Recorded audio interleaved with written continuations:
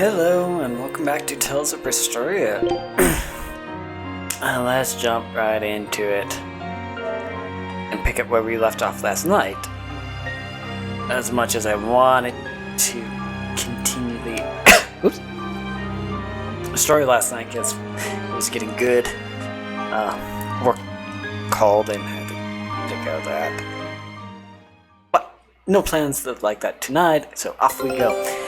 And I was on, I just remembered I forgot to text Sam. God damn it. Alright.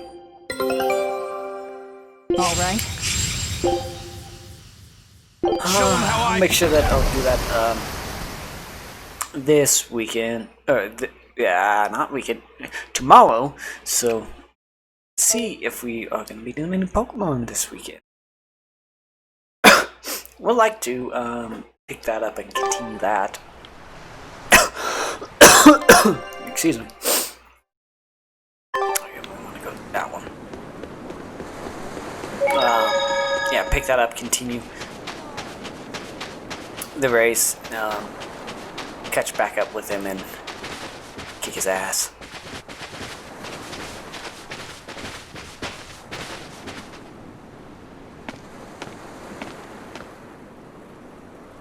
Who are you? The innkeeper's daughter. I happened to overhear you all talking about going to Palamedes and... Did you report us to the Abbey? Report? But you already have an exorcist with you. If you have any business, talk with her then.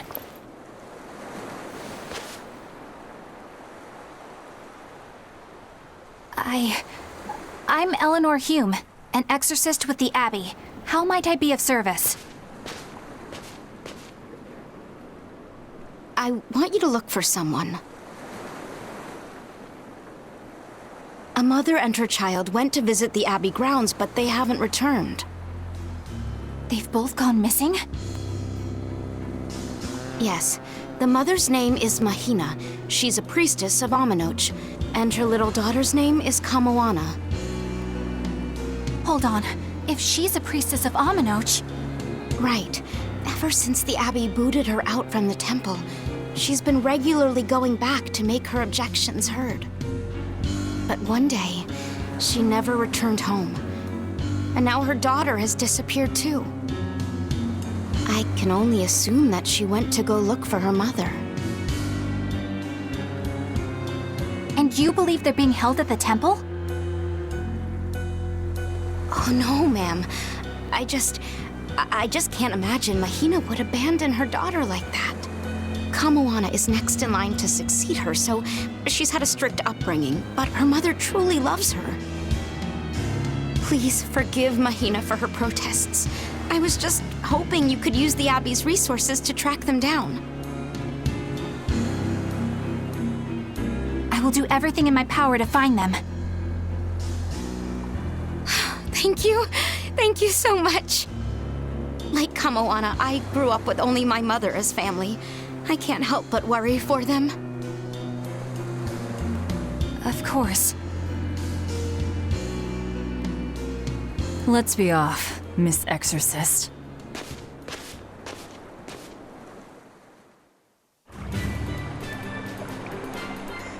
That's just wrong, Velvet. You tortured Eleanor by making her listen to that, and knowing full well that if she asks, you're gonna say no to try and find them. Velvet could be a cool mistress.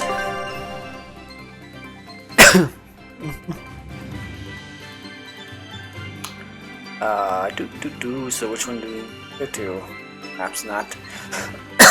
Typically, even if you haven't explored, they would still show you what the star's at. But Eleanor, what's your game here? The mother and daughter, you mean? That's on me. I'll search for them myself. I don't care about that. Well, what then? Why are you actively helping us decipher the book, when we're using it to thwart the Abbey's plans? You think I might be deliberately misleading you? Laying a trap of some sort for you all? Are you? I think you're a lot of things, Demon. but foolish is not one of them. I want to know the truth. I want to know what Lord Artorias is trying to accomplish. And there's something happening in the world right now. I want to know what it is. Unfortunately, little old Eleanor has never been deemed trustworthy enough to be given such information. So, my only option is to find out for myself. You've got the soul searching down at least.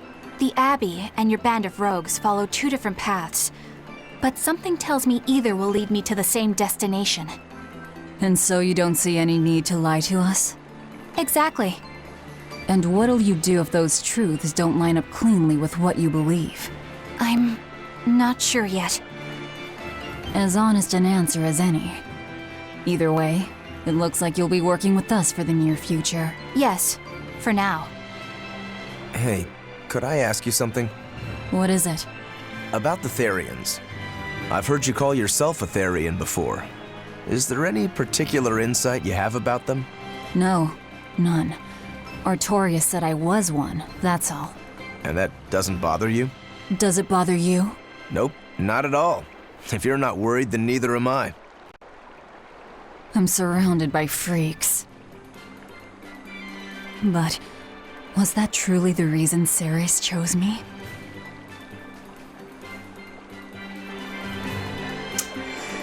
Velvet keeps picking on Madame Eleanor. They're total opposites, so I know they're just gonna clash sometimes, but Velvet takes it too far. You really think they're totally opposite? If Madame Eleanor is a white lily, then Velvet is a black rose. If Madame Eleanor is a soaring Pegasus, then Velvet is a wolf in the shadows.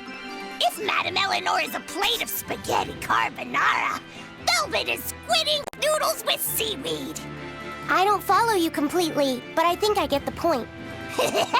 I'm sure you understand. The two have nothing at all in common. And since they don't share anything in common, some fighting now and then just can't be helped. Well, they both have beautiful hair. Okay, but we're talking a noble exorcist and an aloof demon. Eleanor sometimes treats you coldly. And Velvet has helped me more times than I can count. Madame Eleanor gives herself fully to the salvation of others, but Velvet is bent solely on revenge. That means they're both motivated by thoughts of others. How is the cheerful and talkative Madame Eleanor at all the same as the brooding, taciturn Velvet? Both of them talk to me when it's just the two of us together. You're just trying to be contrary. I'm only telling you what I've experienced. Actually, I feel that Madame Eleanor isn't really reaching out to me. It's all right if Eleanor doesn't want to talk to you. I'm here for you, Bienfu. You aren't alone. That just makes me feel lonelier. Bien. You two are opposites yourselves. Huh?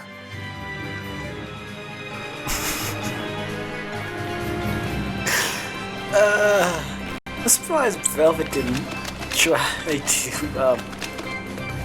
or threaten Bienfu. You can see in the few of the animations that when he was doing the analogies, how her facial expressions changed, and you could tell she was getting agitated at him.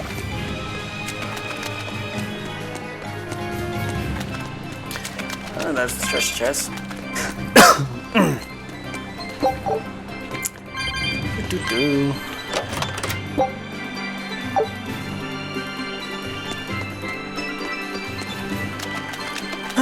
So which way do we want to go?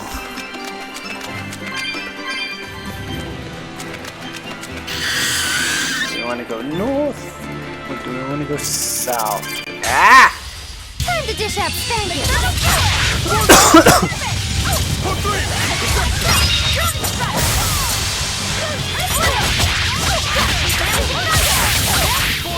Alright, die.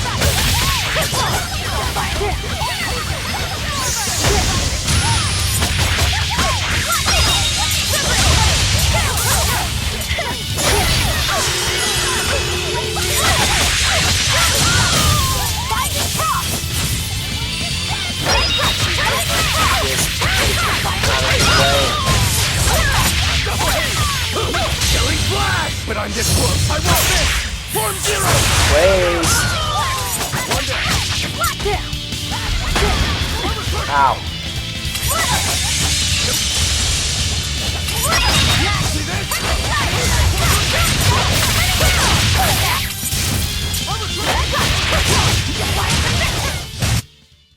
Stop fooling around. But I'm serious about my fooling around.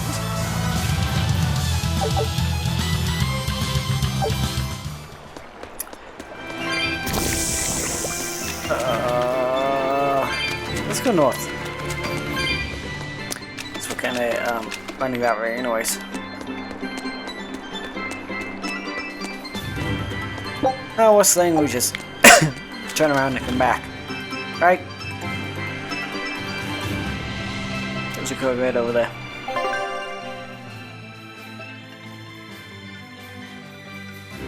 So red was the correct, the north was the correct way. Bet you there's a treasure chest over there. Alright, let's go on, grab that, then we'll run, go with Code Red, and continue on the way. Leave me alone.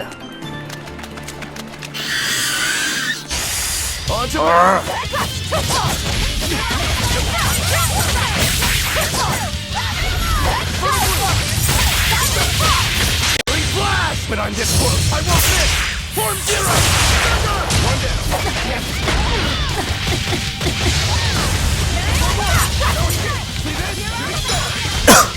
Come on.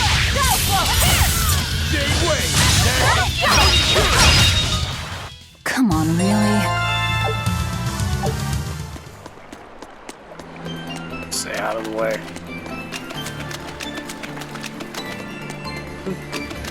What's down here? What do we have?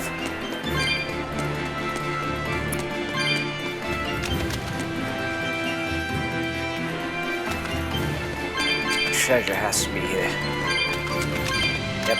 Up, up, up, up, up, up, up, up, up, up. Oh, it's a brown chest. There's a silver one over there, and big octopus. Well, let's go beat it up. Come on, grab the cats. There we go.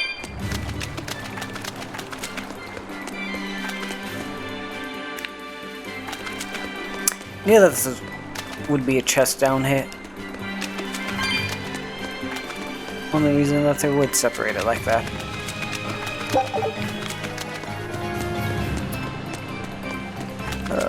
Let's grab you. We don't have any problems this time? Good.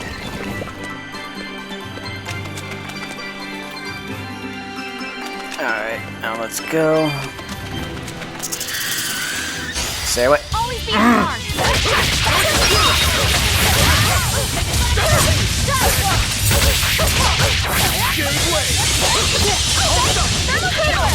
How dare you attack us? A complete victory!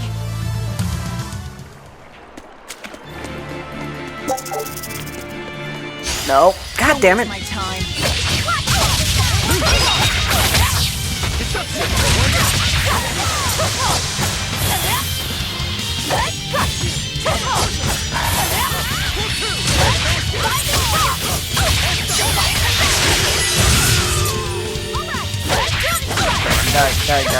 Die.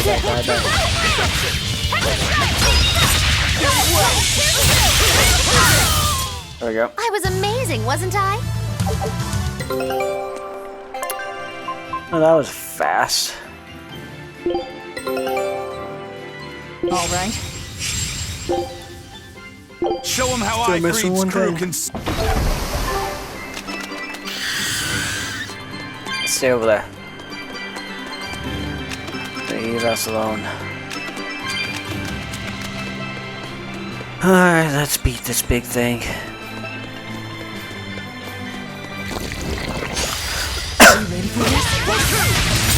Cracking, eh?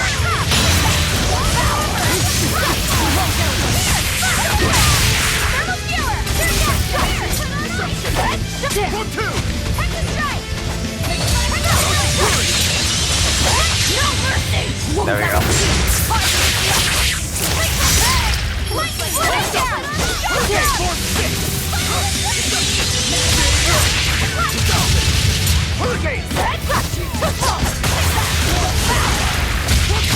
Pop, pop, pop.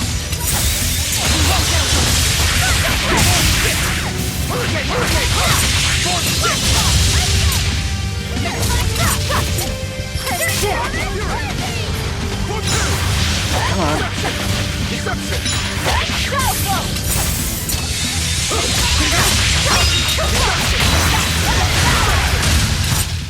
Sorry to cut you down. Oh, it was pretty simple. Wasn't all that big of a threat. I really think it's because of the New Game Plus, that's why they're no longer a threat there anymore.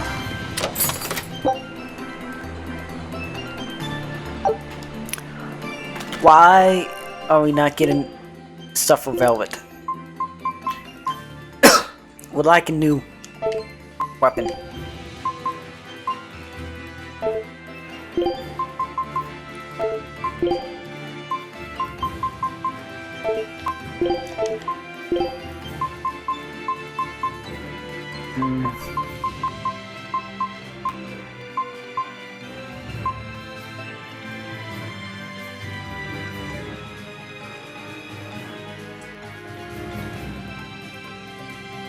Quick step.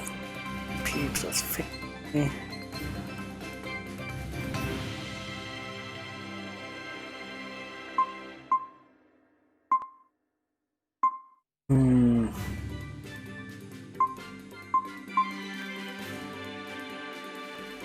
I think we want to do that for Velvet. Got some daggers.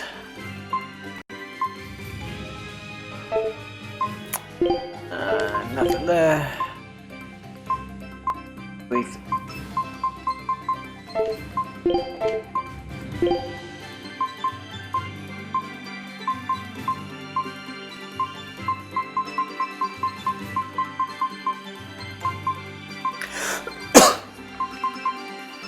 For 2+ attack,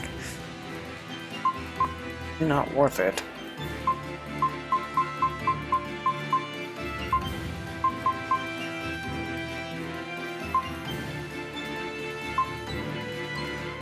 Those would actually be good on him.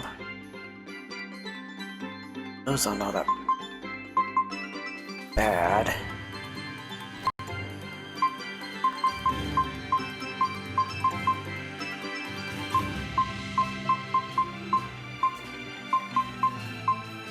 I think he's good as is. Let's see, weapons of fine.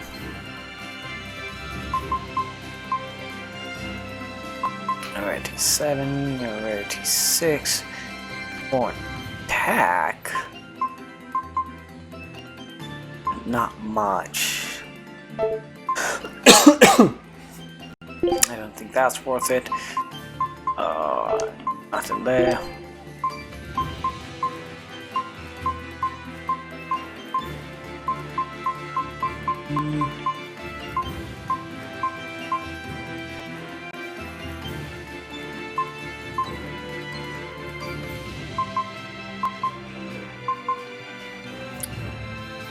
Let's give Ellen on those. Not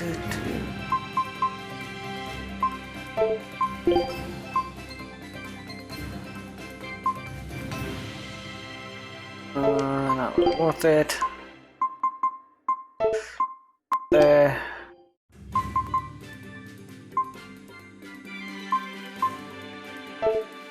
Not worth it for her.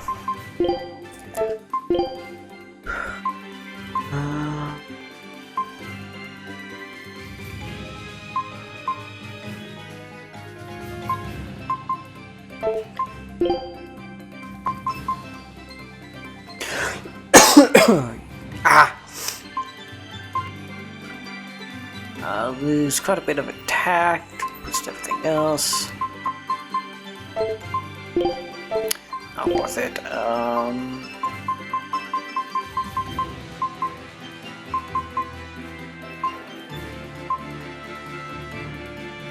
A bit of defense, quite a bit of attack.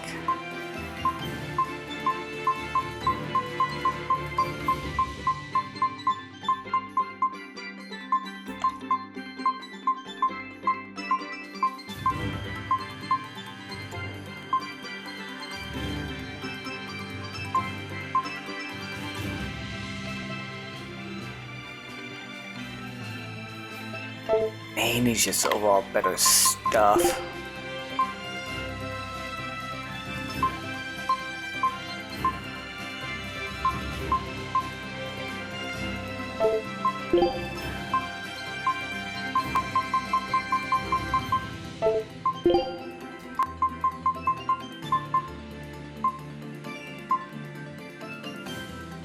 Oh, the sun will grow. Ah!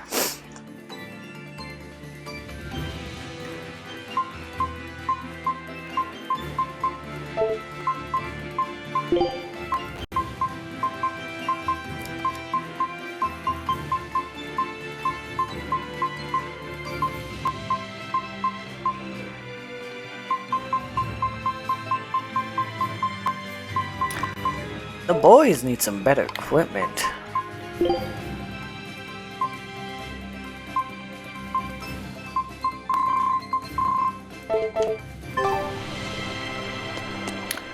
That's God damn it. Not much else to say about that. The boys just need better equipment. Velvet needs a better blade.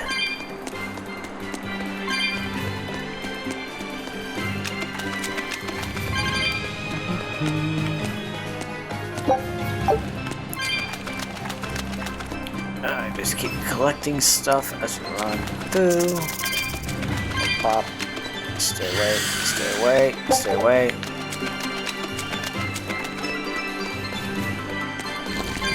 Boop. Boop. Boop. Pop. Ow, son of a...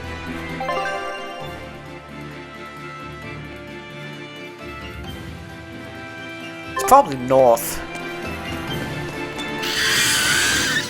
Oh, stay the hell away, goddammit. This rocky shore just keeps going. Just don't step on any sea slugs, okay? Why not? What's the big deal? It's just that it isn't pretty. Their insides squish everywhere. Yikes. That sounds pretty traumatizing. Then again, if you pickle their innards, it makes for a great snack. You eat them? Oh, don't be a baby. You've had worse. Forget the sea slugs. Try not to step on the coral. Good point. Coral is alive and needs our protection. Or maybe it's because some of it can be sold for jewelry. I didn't mean either of those reasons. Although Manon appears similar to Maclear Beach, it was formed by a completely different process. Now that you mention it, this area is covered by rocks. Maclear is just your average seashore. But Manon here was made by the slow corrosion of seaside caves. They were worn away by the waves? That too.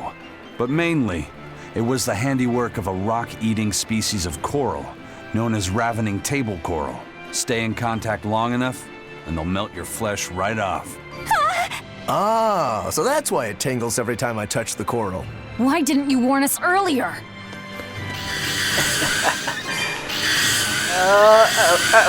Run away!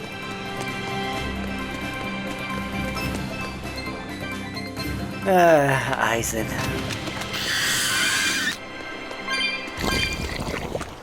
Oh, leave it alone. Leave Velvet alone, please. God damn it, it's equipment for Margalo. Velvet, you're just getting left out.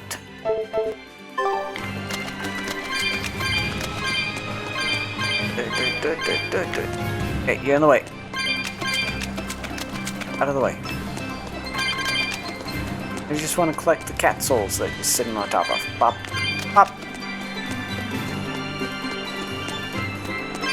Pop, pop, pop, pop, pop. Ah! Goddamn hawk, leave me alone.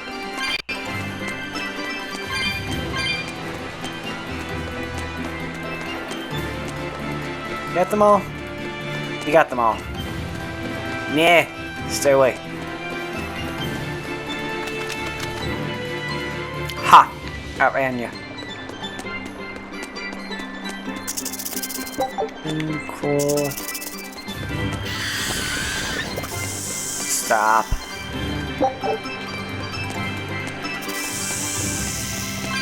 You don't want any of this. Trust me.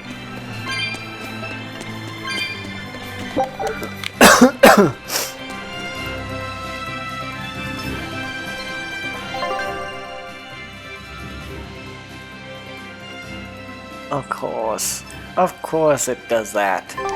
Why wouldn't it? Oh, there's a treasure chest somewhere.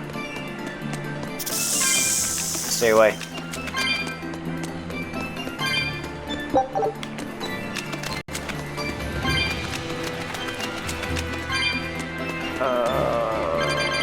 Where is this treasure chest?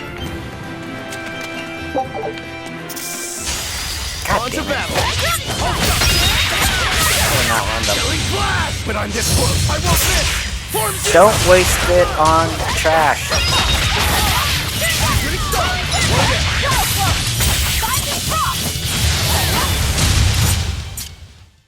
That's the end for you! What an easy victory. I am invincible! 3 girls. This battle scene. What is this treasure chest? Laffy said, have you been taking care of that rhino stag roast like a good boy? Of course! I make sure to feed it every night before I go to sleep, since it's nocturnal. How long are you going to keep on calling it a rhino stag roast? I don't know. It's a new kind of beetle, so it's gonna be hard to tell if it's really a rhino or a stag. You're asking a lot of questions. Bienfu, do you like bugs? Duh! I love rhinoceros and stag beetles both! What guy doesn't find them fascinating? Right? So which kind of beetle do you think it is? Rhino or stag? Oh, that's a tough question. But guess what? Miss Mogulu taught me a surefire way to tell. I didn't know there was a way to tell. Yeah, but if I do it, you gotta name it after me, alright? Come on! What guy doesn't wish he had a cool bug named after himself, right? And besides, Miss Mogulu told me that this technique is so good that it's only fair to have a bug named after you in return. So what do you say, man to man? Come on, let's live the dream! Oh, all right. How can I say no to that? Besides, we all did work together to capture it anyway. Yay! Thanks, Laffy Set. All right, show me the bug and I'll tell you what it is. Miss Mogulu says you need to open up its outer wings and get a good whiff of the thin underwings. I'm pretty sure I remember rhinoceros and stag beetles smelling really nasty under their wings. Is it really that bad? Why not find out for yourself? No thanks. I think I'll pass. Maybe you shouldn't do this after all, Bienfu. You probably just want to hog the name all to yourself. Well, too bad! A real man never goes back on his word. If it packs a mean punch, then it's a rhinoceros beetle. And if it smells really zesty, then it's a stag beetle. I don't know about this. Just let him do it, Laffy. He's already volunteered. I can do this? Just you watch!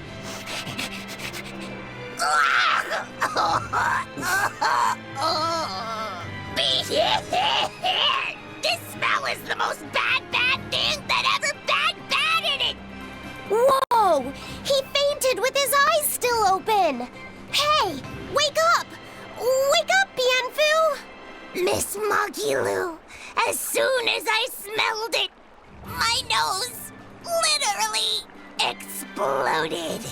He looks like he's having a bad dream.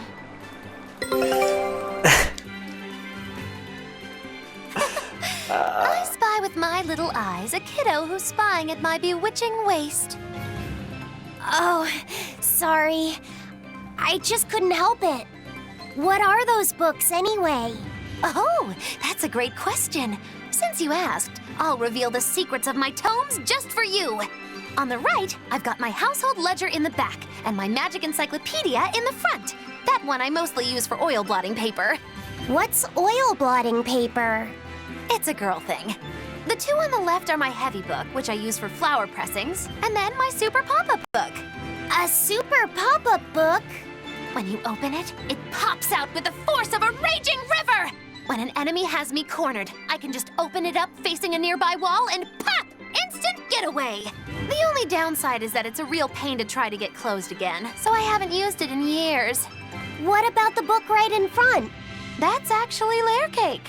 Whoa, really? Seared into its batter are precious bits of knowledge. Eating it is just as good for your brain as it is for your stomach.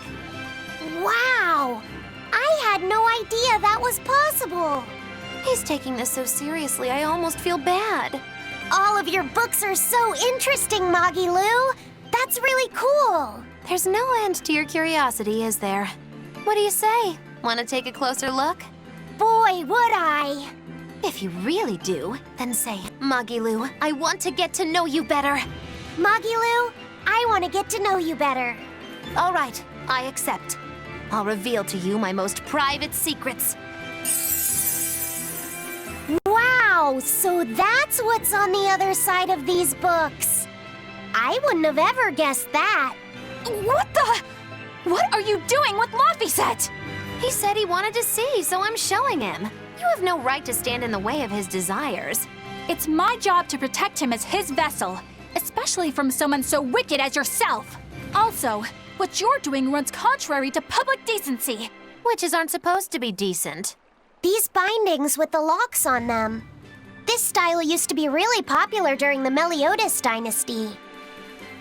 Now that I know you're such a bad influence for him, I'll be keeping a closer eye on you. If you can't learn to take it easy, nobody's ever gonna want to marry you, you know. Like you're a shining example of marriage material yourself. Hey, Magilu, could you turn them over one more time? I want to see how the book's attached to your belt. Yeah, sure.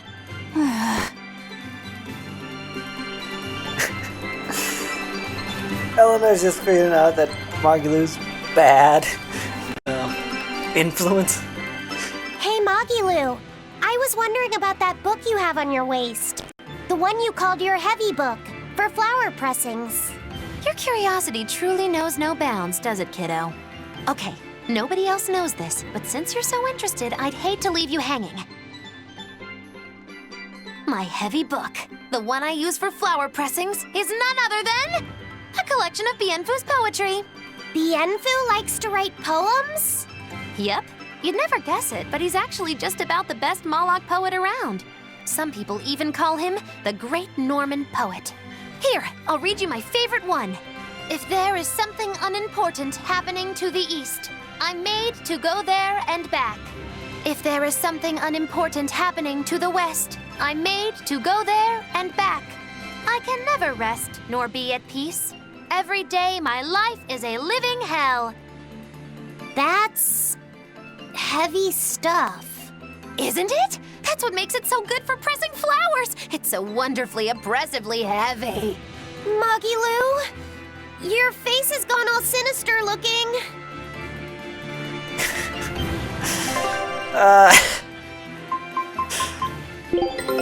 Take a look at this. He's so full of crap. All right. And Laphicet Show him how Ifrit's crew can sail. buying it so easily. No wonder she likes to tease him. And I can't believe Bienfu actually fell for Magilu's trick. Who the hell would lift up the rings of a beetle or bugs to smell under them? That's just... ugh. That's a bad idea to begin with. That doesn't even sound pleasant.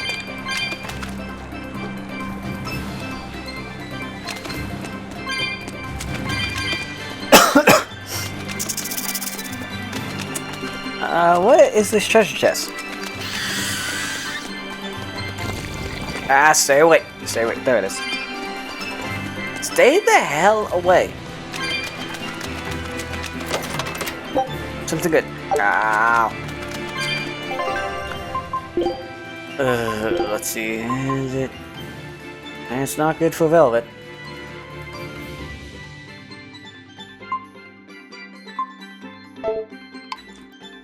Let's see. Is it good for? Nope. Yeah. Agu. It's not good for any of the girls.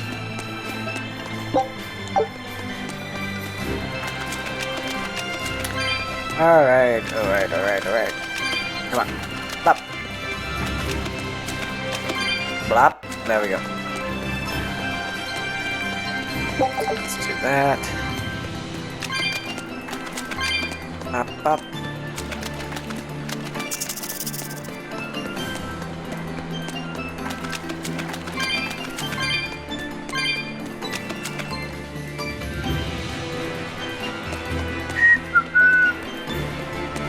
Let's see. Ah, there's a warp pad over there. Leave us alone. God damn you. Get off my ass. Okay, this must be where, Oscar? Oliver. Oscar.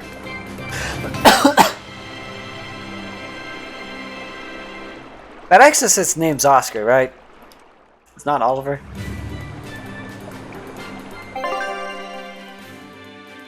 Ah, motherfuck, we're not completely through yet.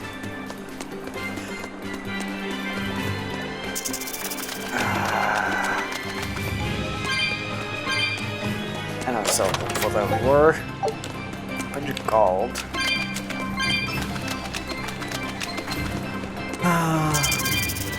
Up. Stay away.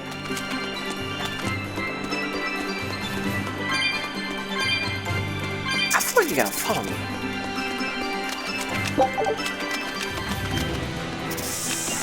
Stay away. Y'all are weaklings. I do not want to deal with you. Yes, I have to. Stay away. All I see is cats. Let's see what cats got for us. Cats. White bunny ears. Oh.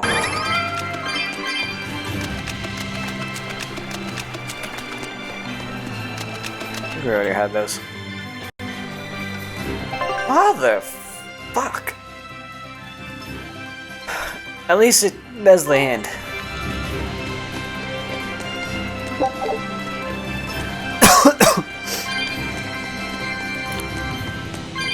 Oh. Some cats. Tools. There's these 2 treasure chests.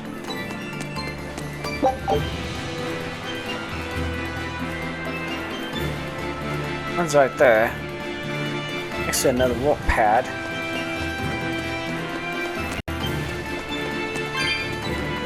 That one's silver over there. So what's the other one? It's probably back in this cove. Stay away, damn it. Yep, I saw it right over there. Was that a brown or was that a gold? That looks brown to me. Material gold. Ah, life bottle. I should say consumables of gold. Up. How about it, Laphicet? Picking up on anything? Yeah, in the direction of the temple. The feeling's getting stronger now. Oh, getting stronger, eh? So yeah, we're about to walk into a boss fight. Or a dungeon, then do a boss fight. So go away. Go the hell away. run like that. Bam.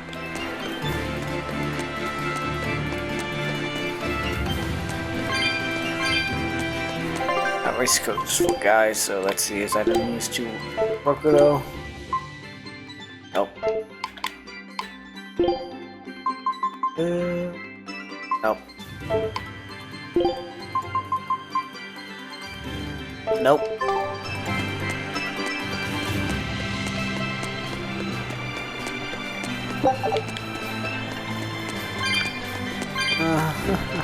Collect this stuff.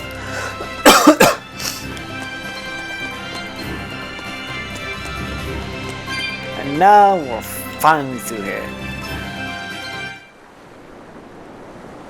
Alright. There's a save point. Let's save. We don't have to go through that again.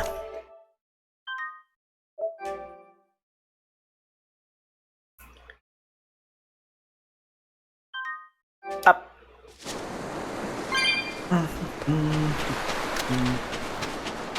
Let's see what's else around here. Anything?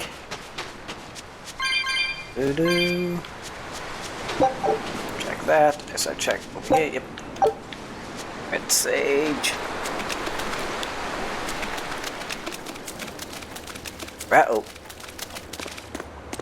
What's this?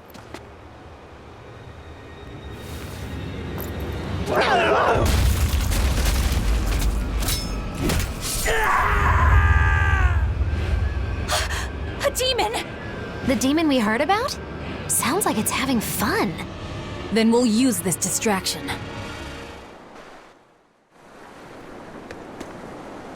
Well, let's see what's going on. Wow, look outside! It's the ocean! This was a place of worship for Aminoch, the Water Empyrean. The ancients built this sanctuary underwater for the same reason that Eumasia's temples were built underground. But building this underwater couldn't have been easy. Aye.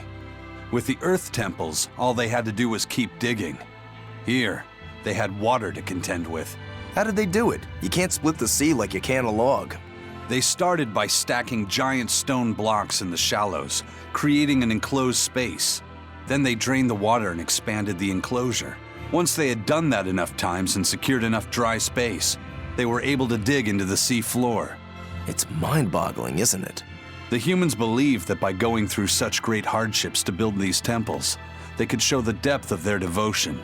Additionally, current research suggests the site of this temple once sat on the seacoast.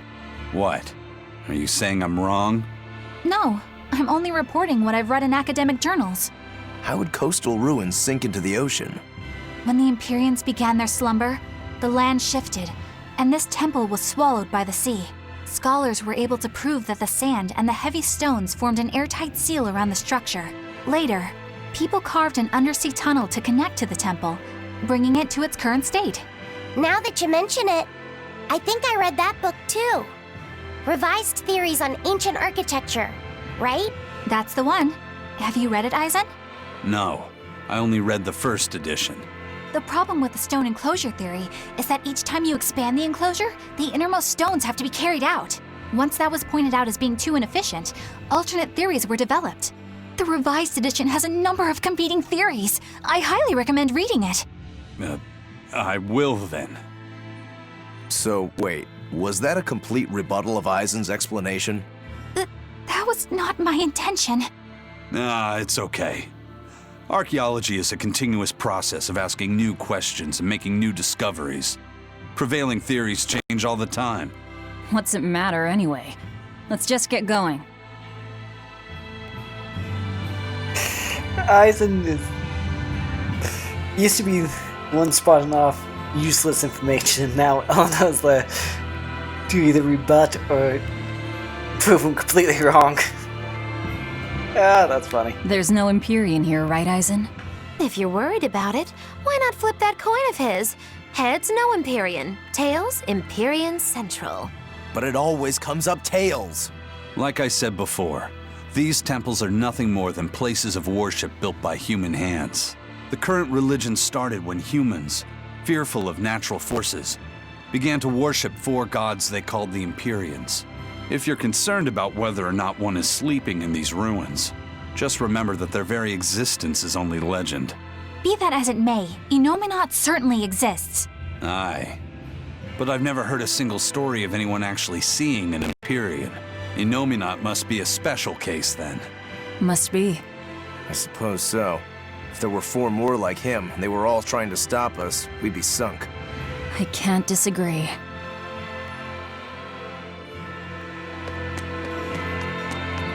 Alright, so there's one treasure chest around here somewhere.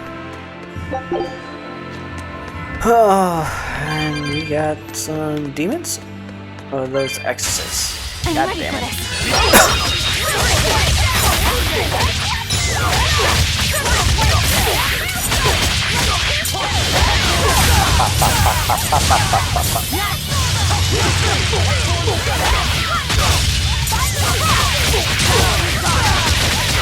Now, rise, arise, ascending angels!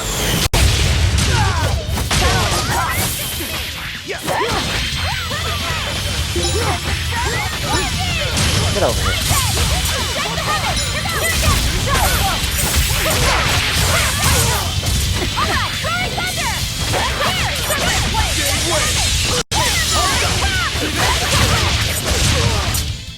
I had no problems here. Yeah.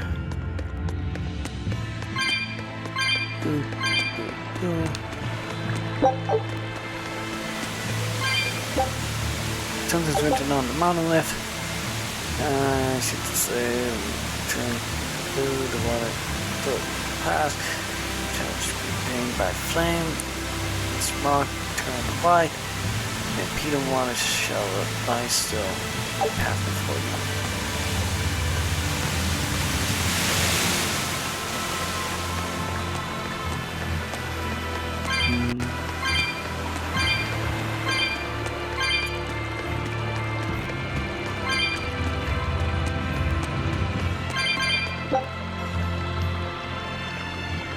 Indent on the pedestal looks like you can insert something into it.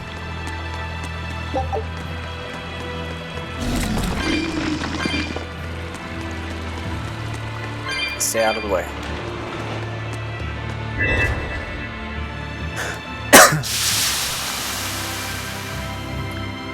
that should... Yeah, there we go. Open up one door. The other side should open up the other. Then we'll get whatever we need to open up the main one and...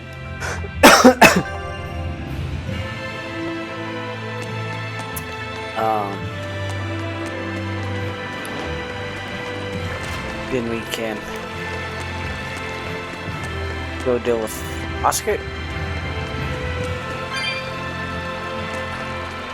Or what? Whatever his name is. Ow!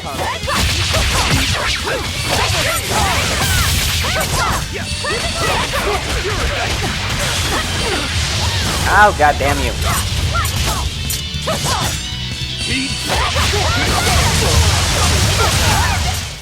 Try as they might, it won't change anything. AoE spells saved us there. Allowed you to get the kills.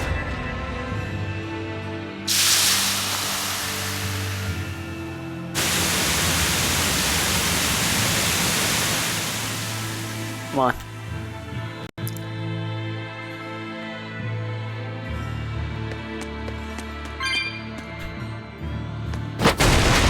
Ooh. That's a chest. Ow.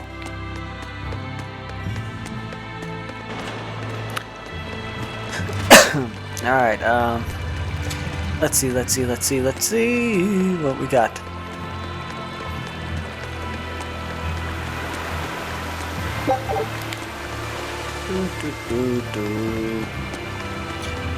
Hey, there's a cat soul back here.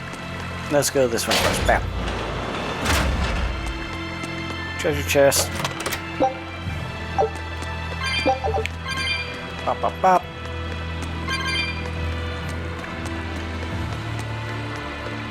Nothing else here.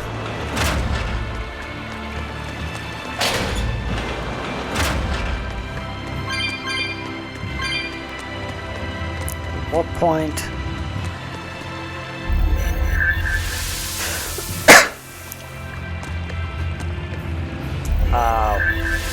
Okay. Moved it. Take out gemstone. I got a feeling we need to go that way.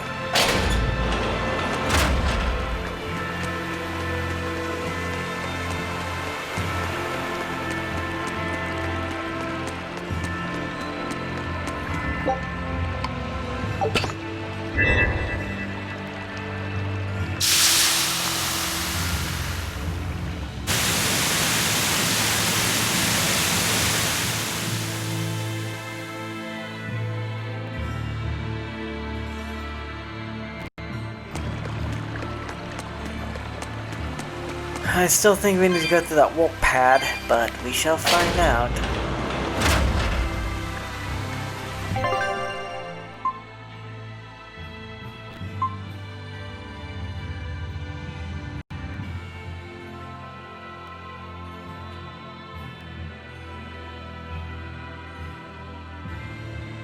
Of course.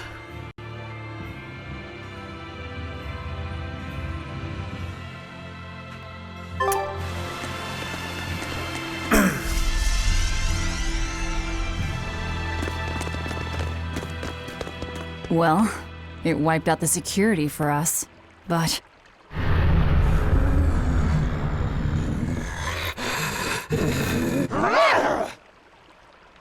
Well, look at that. Wolfie's got the crest of Aminoch, the same pendant worn by priestesses. Then that makes this demon. Yeah, she must be the missing mother, Mahina. Can't be.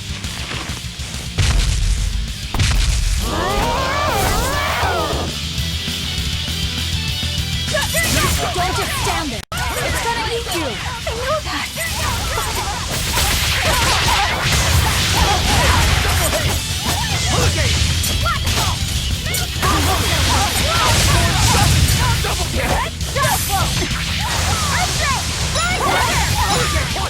Well, basic.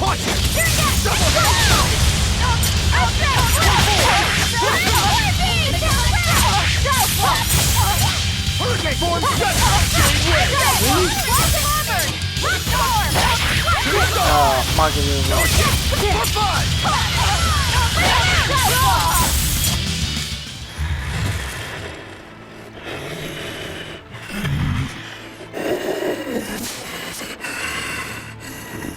To think a priestess, beloved by her village, would become a demon.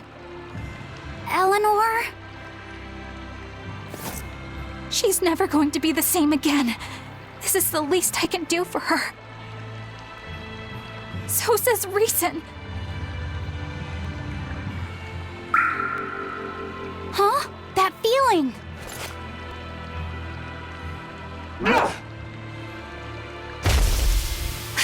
Damn!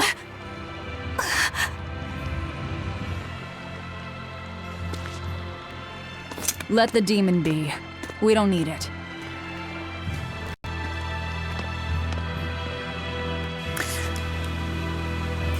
Eleanor looks heartbroken there.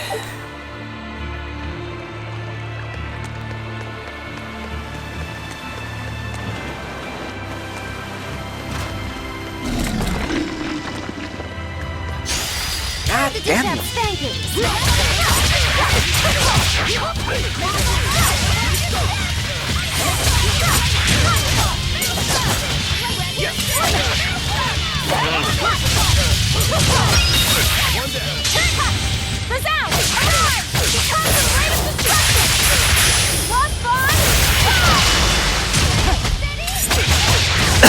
That's a new one. Victory is ours. That demon. I guess she caught DaemonBlight when she was looking for her daughter. Yeah, that's what the girl at the inn said. But even after turning into a demon, she's still searching for her daughter. Well, Rokurok, Korogane, and Dial all remember what they wanted when they were human, right? Demon or not, She's a mother. It's no surprise she would still be protective of her child. It could be that. Or it could be something else. Well, I hope that's what it is. I know that must be how she felt as a human, but demons don't have a sense of motherhood or any such thing. You saw how violent she was. She's not Mahina anymore. When she became a demon, she lost all capacity for empathy and love. It's heartbreaking, but it's the truth. Velvet and Rokuro still have empathy. One demon left unchecked could take 100 lives, and this one's even willing to attack exorcists. Demons can wipe out entire villages, even cities, just as they destroyed my village. Thus, my path is clear. Eleanor is right. There's no turning back once you've changed.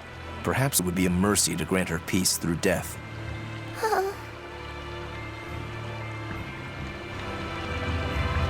Is Innominat really an Empyrean? What makes you ask that all of a sudden? Well, according to the song Grimm deciphered, Innominat is an 8-headed dragon, right? The Empyreans are supposed to be these holy beings, but using Therians to feed on malevolence sounds more sinister than divine to me. You've got a point there. Empyreans are a type of Malachim, and that doesn't seem like any Malach we've seen. And even less so when we're talking an 8-headed dragon. Is it so far-fetched? What do you think will happen if the Therians come together in one place? Well, it wouldn't be good.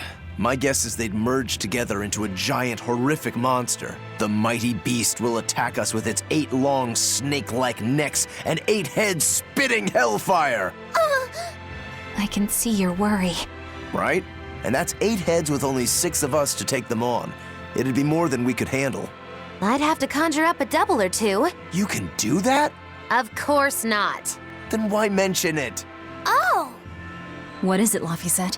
Do you think each head would act of its own free will? Because if they do, they'd be uncoordinated, bumping into each other and going this way and that, giving us an opening. If we fight as one united whole, I know we can win. Yes! If we work hand in hand, victory is ours. Right, everyone? Huh? Us, united? Have you looked at us recently? Well, I mean, maybe.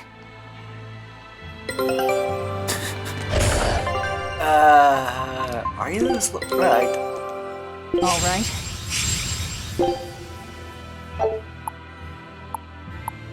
Alright, so you got 2. Show him how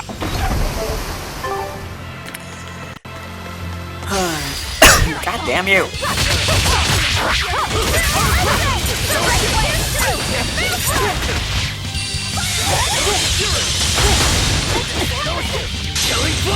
But I'm this Form Zero!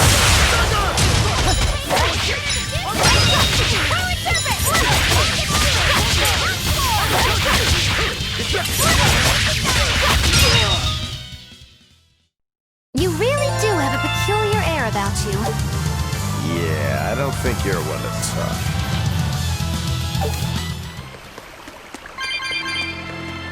It won't open. Is there some sort of trick to it? Well, you could always try busting through it, but I wouldn't. Who knows what sort of traps you might trigger? I know. Look at that diamond-shaped stone in the door. Haven't we seen that somewhere else? You're right.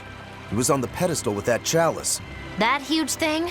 You must have some sharp eyes there. I was more interested in what was inside that chalice. So, what? That chalice is the key? Somehow I doubt it'll be that simple. Some stones are colored and some aren't. It must hold some kind of significance. I think you're right.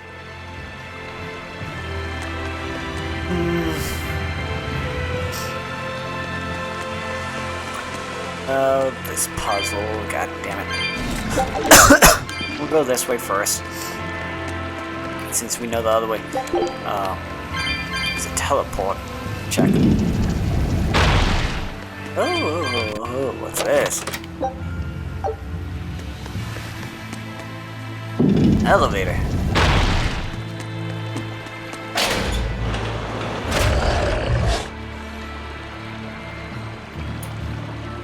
Are you freaking kidding me?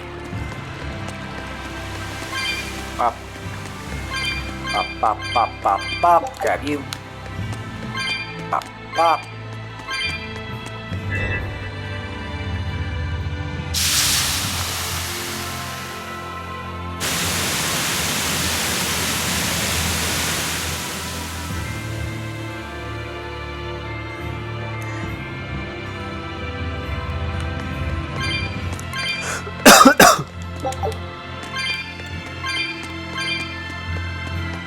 Go away.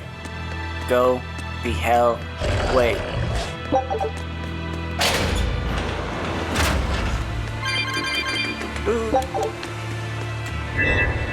Pop.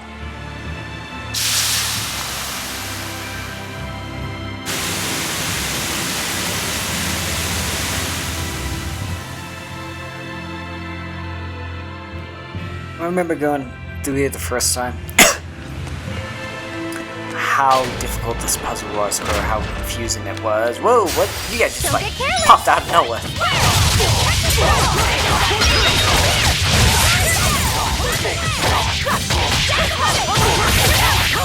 And how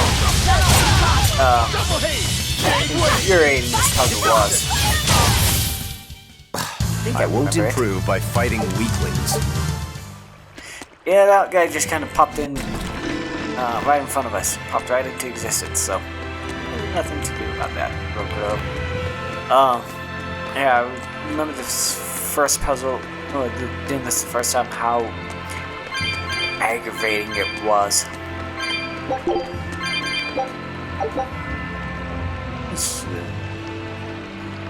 Jewels of the chalice shine, balls on the bush shine a light. So, I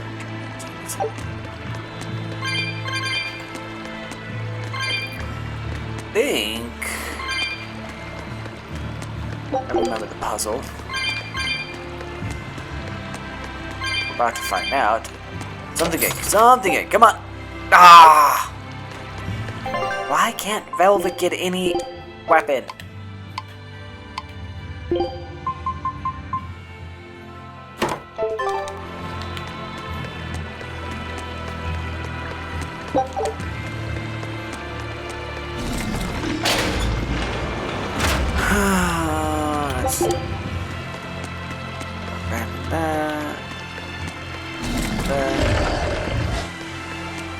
Okay, yeah.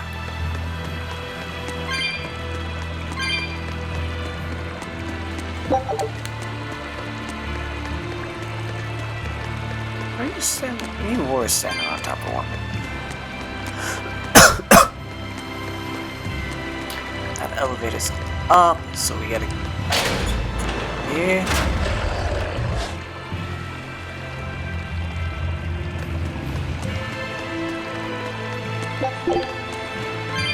If I remember correctly,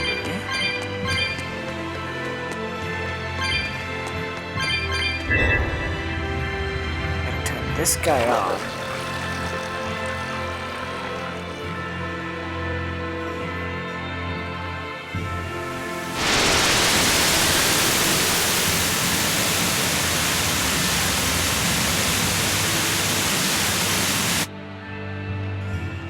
Whoa!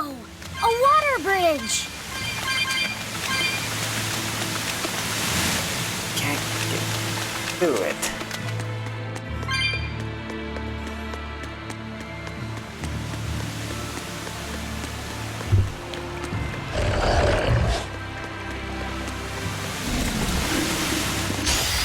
Oh, you son of a bitch.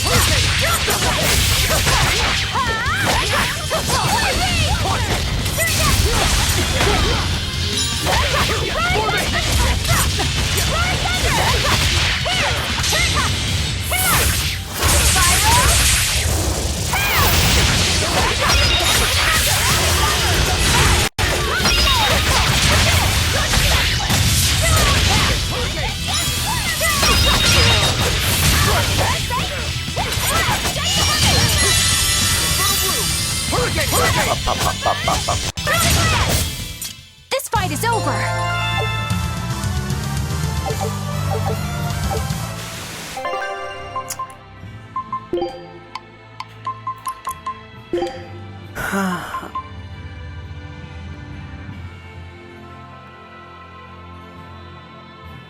Max level, max odds used.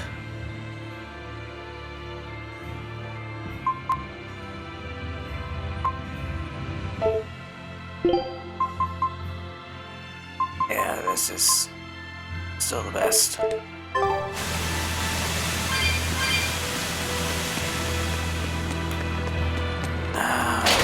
now. Remember, we gotta go there.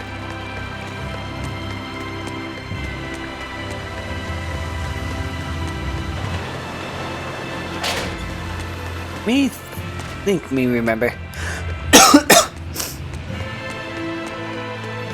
We're about to find out.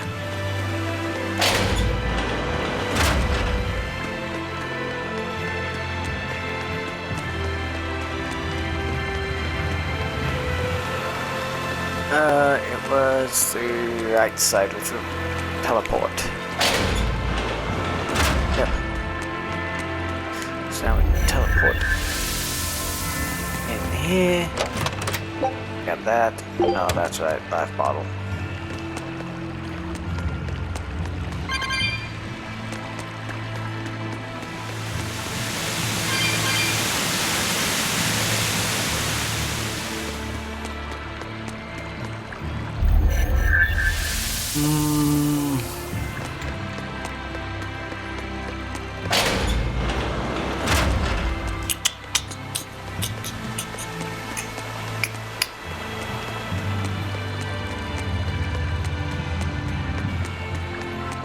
This one.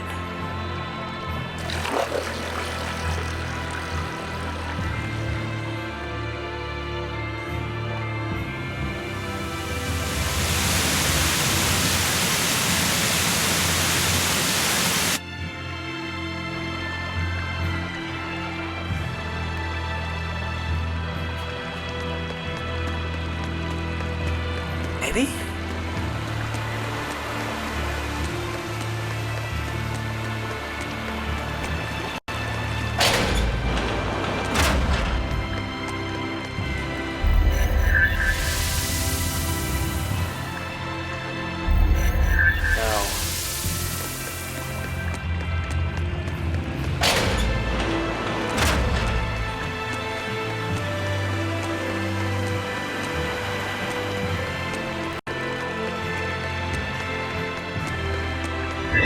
That off.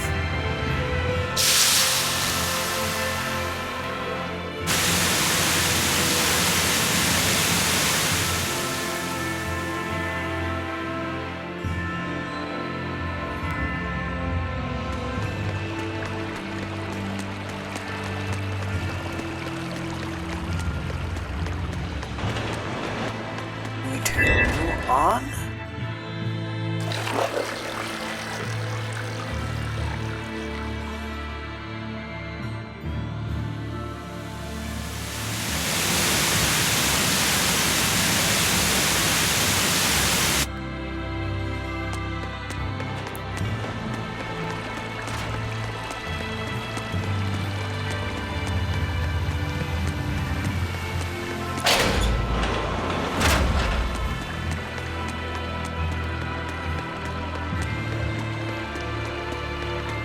Right?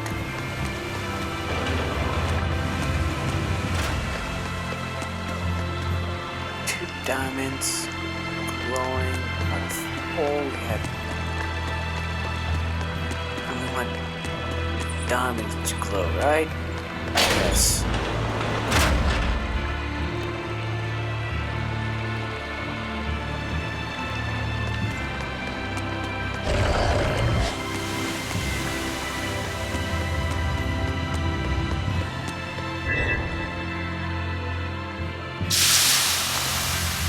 That away and the bridge goes away?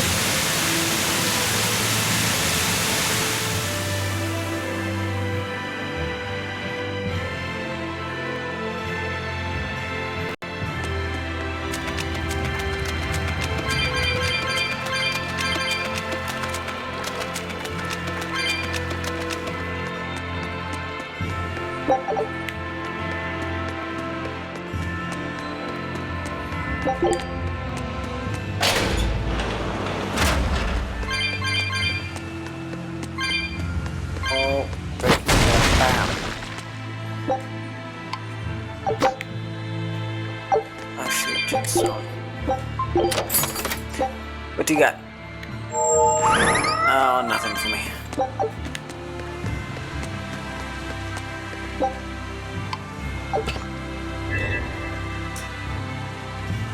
I'll disable that. Which clears that.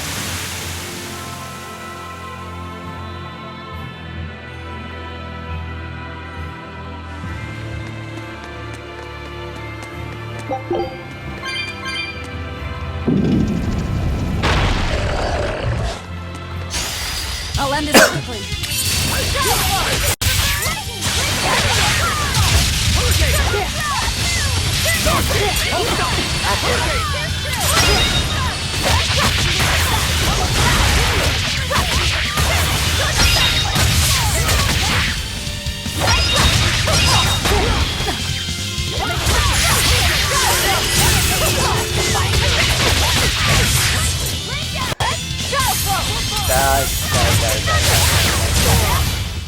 Well, that about does it.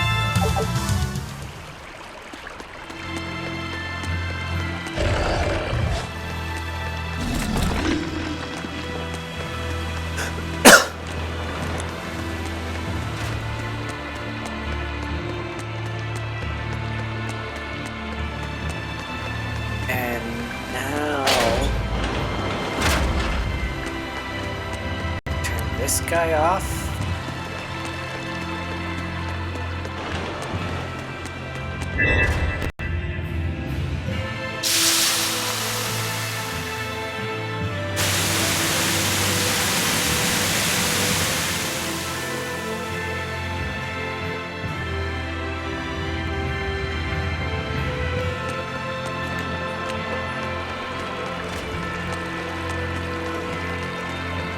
That should be everything.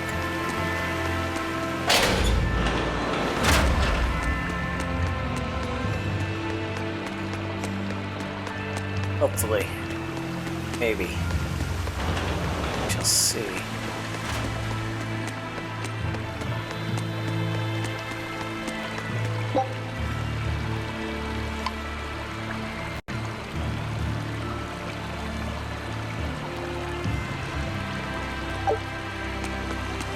Oh, crap.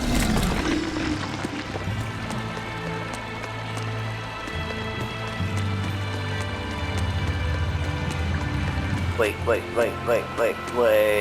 a minute.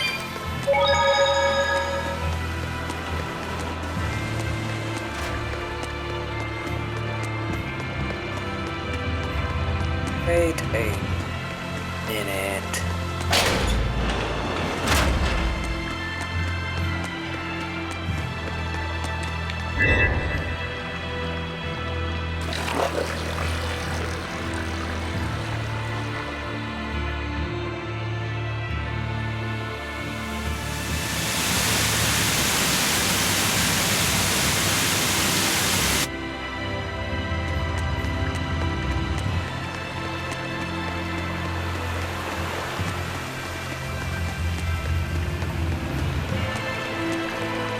Stop.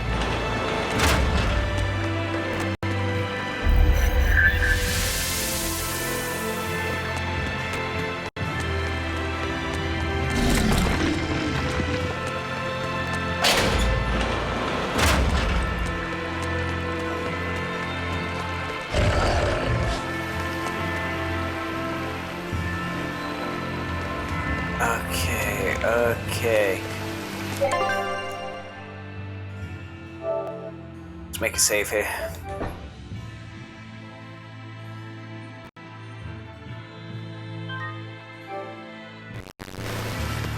Need to find the teardrops and turn them on. Everyone Oh, ready to get the play? hell out of the way.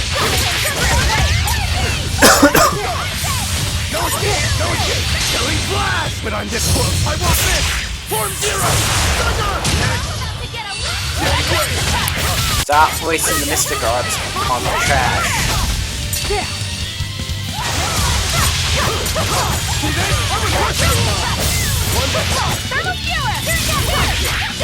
Stop. There we go. Your style is really unique.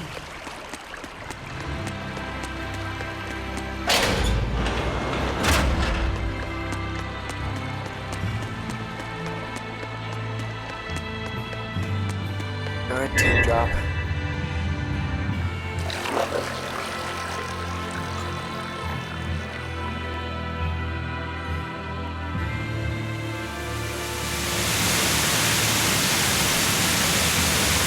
And the last teardrop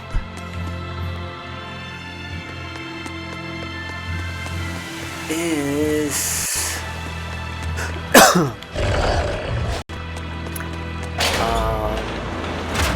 over here. Yeah, there's one more.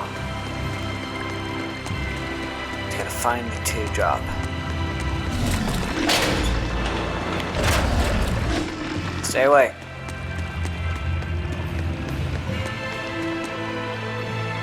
Not in here.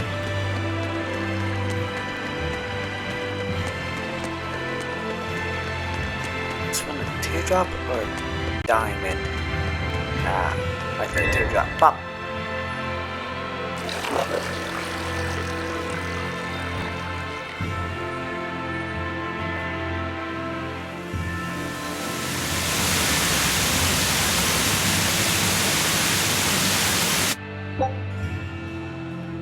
As soon as you activate the mechanism, you sense mana beginning to permeate the temple. You seem to have some kind of energy cell.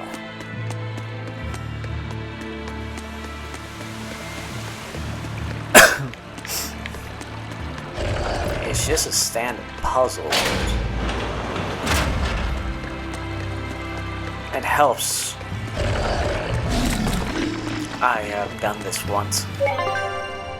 Didn't remember exactly the details, but I knew it. It was the chick was turning on and off the fountains correctly and lighting up these lights. Well, let's get to this boss fight. I feel the power coming from further inside. How very intriguing. Margie Lou, what are you scheming?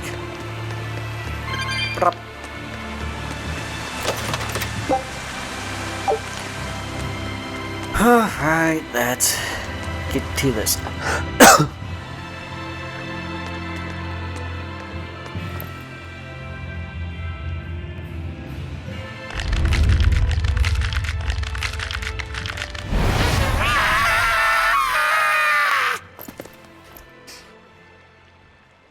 Well, there you are.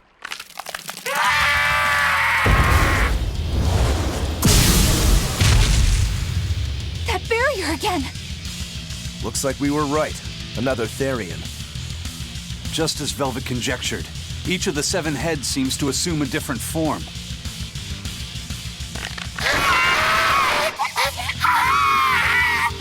The sensation! It was here!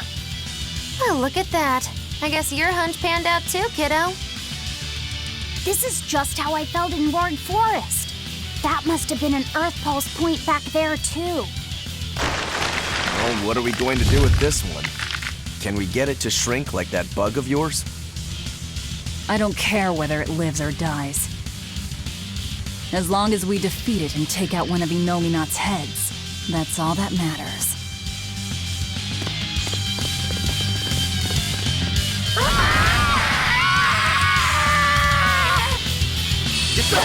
Try not to let it eat you. That'd be very No mercy!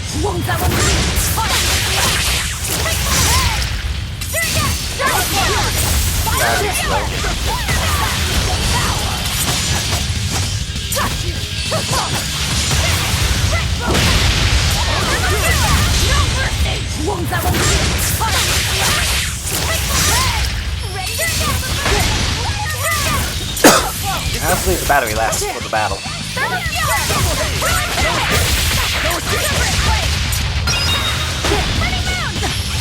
Uh-oh. Ow, ow! Leave everyone alone.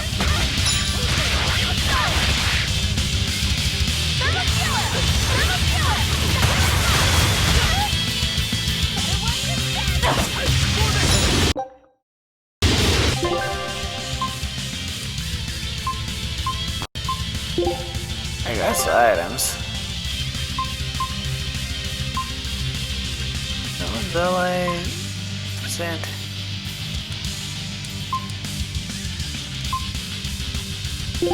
I'll use that.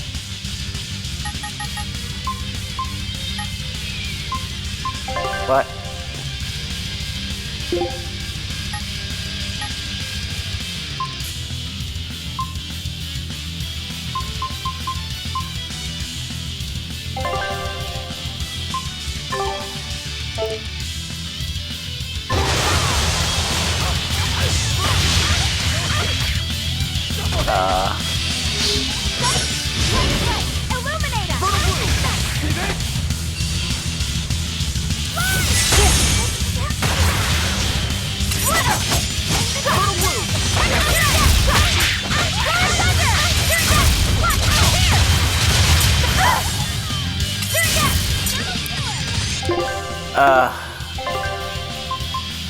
Please?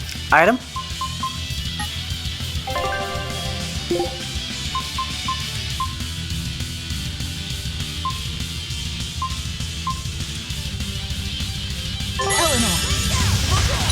So, why?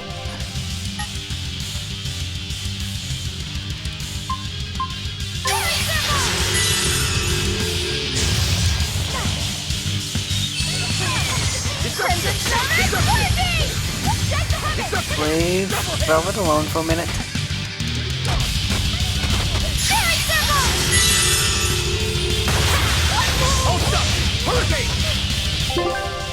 Okay, let's... Scan. Don't get why I can use that sooner.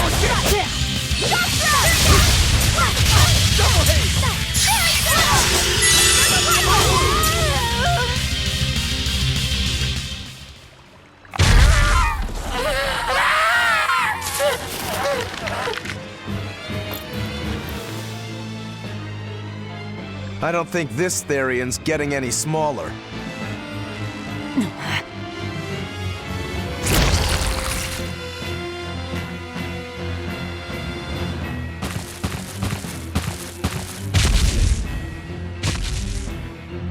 The demon again!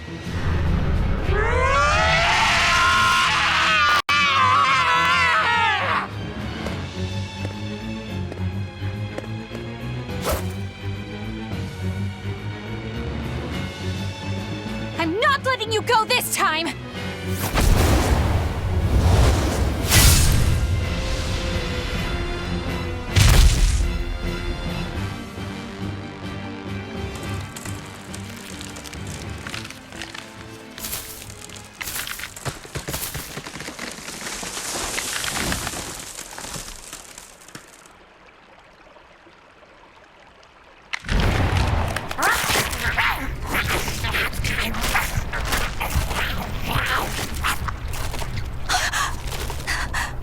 Is that Therian eating the demon?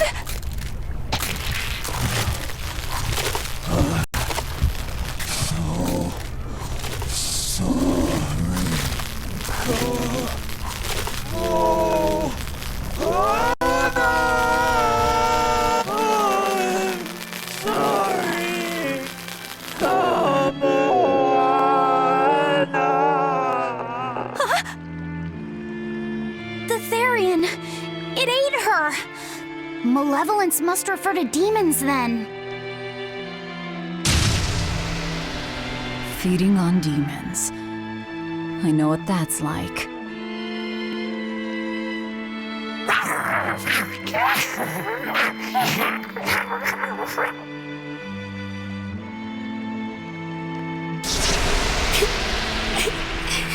Mommy.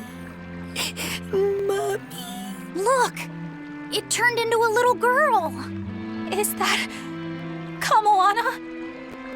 Mommy, why? Why did you leave me all alone? Did I do something wrong? Was I too weak?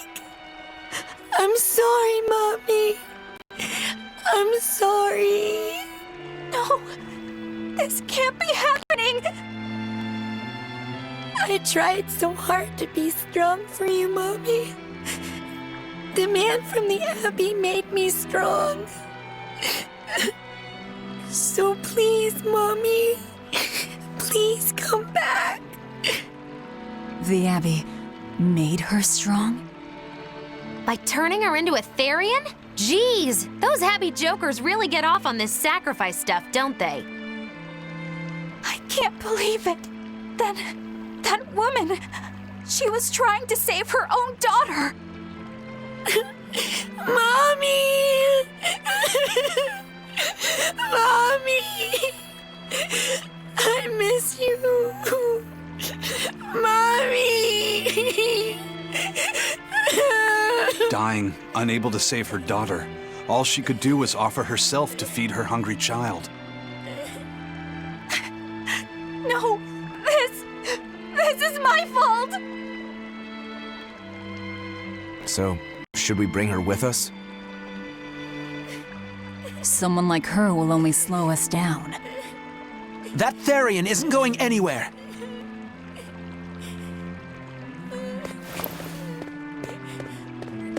Oscar, what is the Abbey doing? Please tell me, I have to know. Eleanor, the less you know, the better. I must know. I killed her mother, and then the poor girl, she... Ah, so she must have devoured the demon. But don't let that trouble you. The demon was a necessary sacrifice to bring an end to this world's pain and suffering. It wasn't just some demon. She was a mother. She was all this girl had. Her one and only mother. Be that as it may, those who possess strong wings must...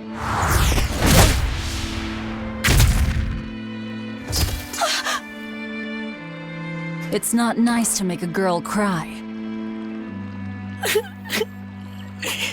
Mommy! Kamawana. It's now or never.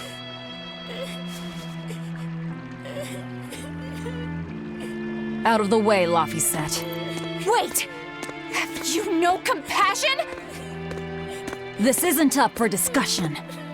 I thought you just wanted to weaken Innominat! You can sever the link! You don't have to kill her! Velvet!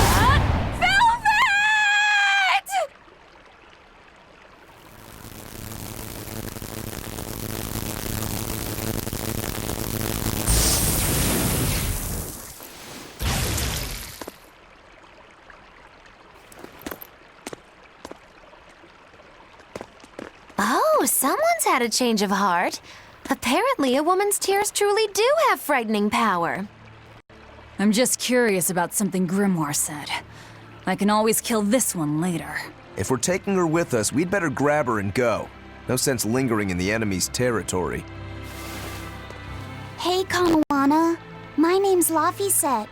Do you want to come with me and my friends and get out of here? Where's my mommy?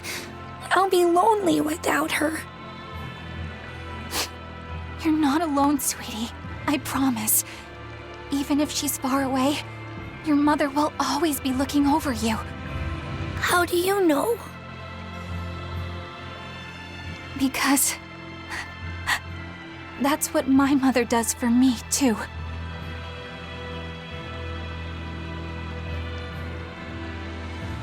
Let's go, Kamawana. Okay.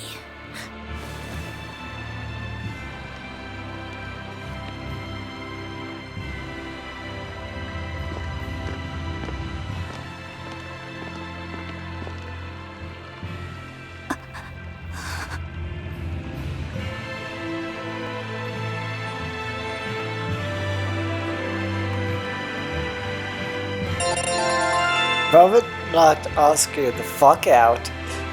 That's a good point to tie him up, take him as a hostage, and interrogate him. But no, they leave with the little girl instead of both of them. Without a hostage. No matter how tough Velvet likes to play and that she's bad and bad guy and big bad, it's obvious she has a soft heart.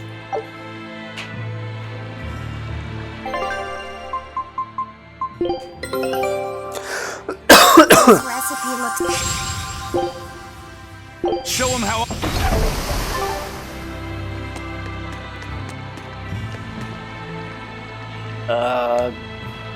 It would be so easy to. Velvet! I know Eleanor is having a hard enough time as it is.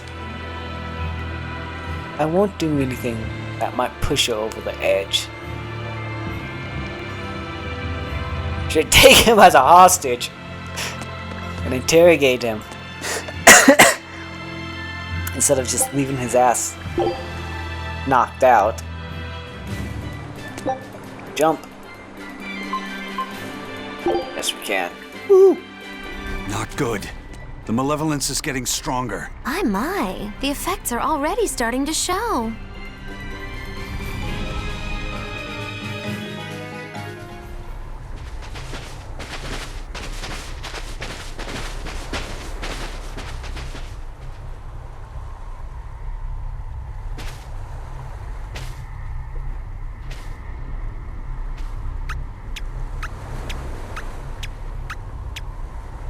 Grim, what's up? Did you come to share something else you found in that book? Not quite. I'm afraid the malevolence has grown too dense for me to hole up at the inn reading.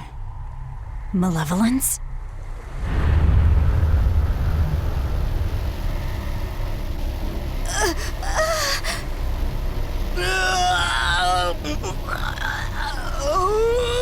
The hell? What's that coming out of their bodies? Malevolence. They're all hitting their limits.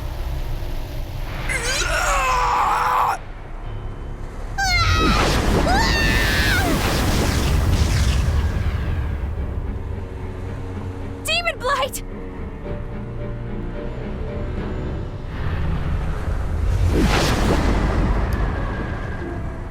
Even the inn girl!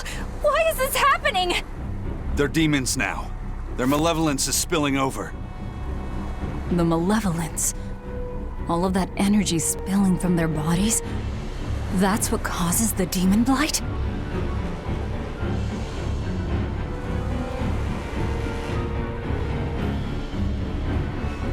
Do you know what DaemonBlight really is? What demons are?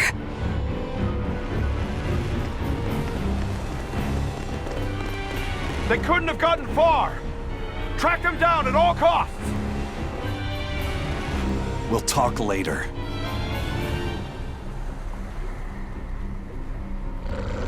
The exorcists are going to have their hands full with these demons.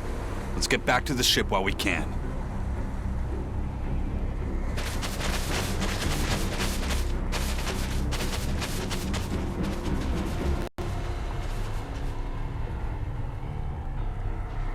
Oh, Rocco's carrying Grim.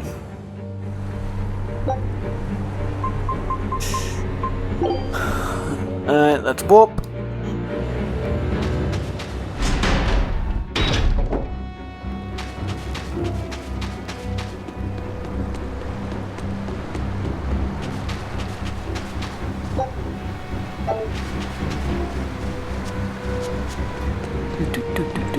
Still that intimidating music. Come on, take a look. Alright. No good. No good. No good. No good.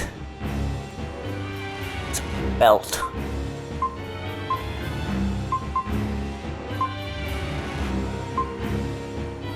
Nope. Nope. Nope. Nope. Nope.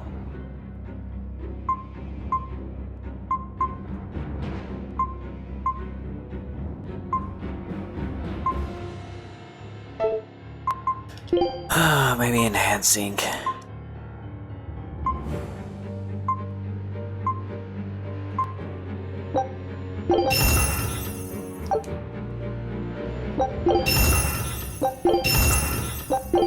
Oh. Yeah, that helps.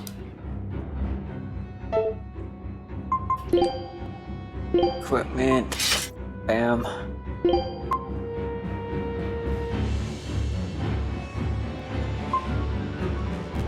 Yeah. Oh.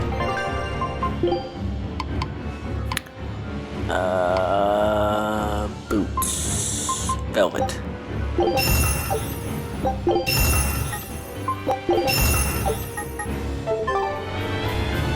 I guess we got a bunch of things to dismantle as well.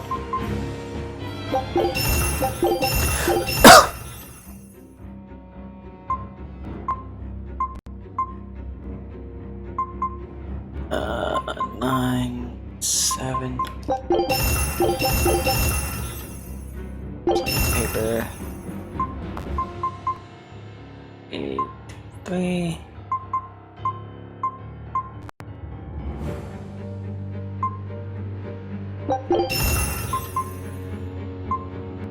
Nine.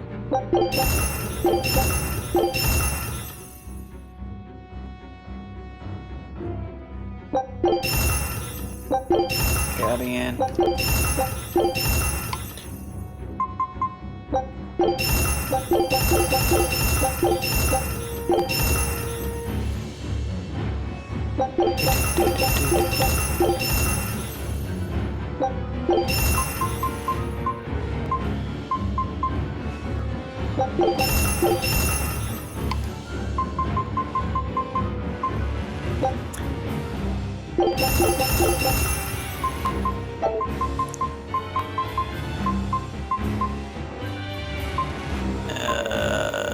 Eight, 6.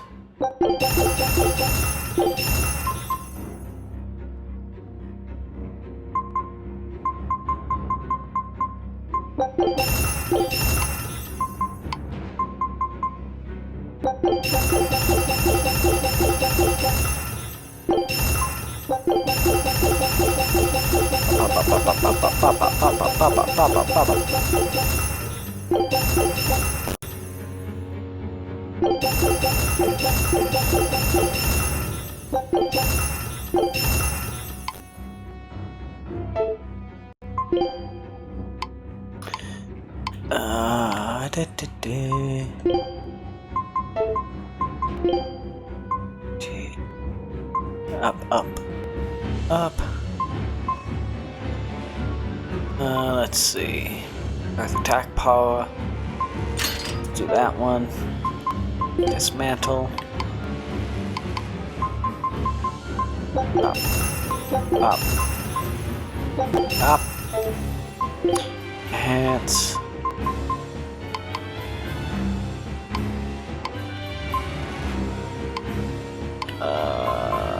Can't enhance those anymore.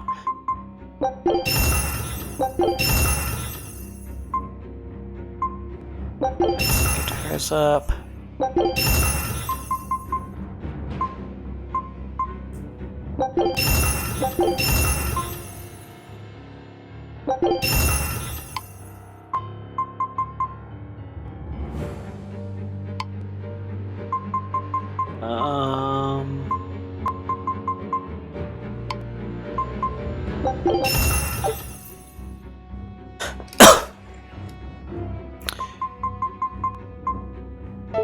Okay, so that should help us out with some things.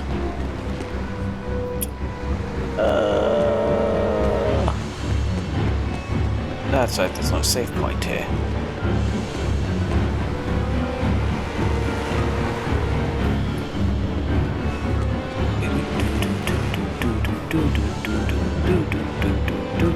Went the wrong way.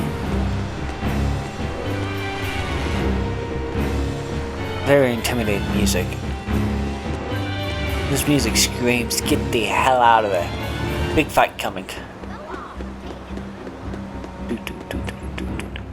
Where are we going? Where's my mom? Kamoana, your mother is still far away. Then I need to wait for her at home. Let's go back to Haria. Scary demons are running through the village. It's too dangerous there now. But I want to see my mom. Your mom would be sad if you got hurt by a demon. Come with us, and we'll keep you safe until she comes back. Okay, I'll go with you. I wouldn't want Mom to be sad. Those two are trying really hard.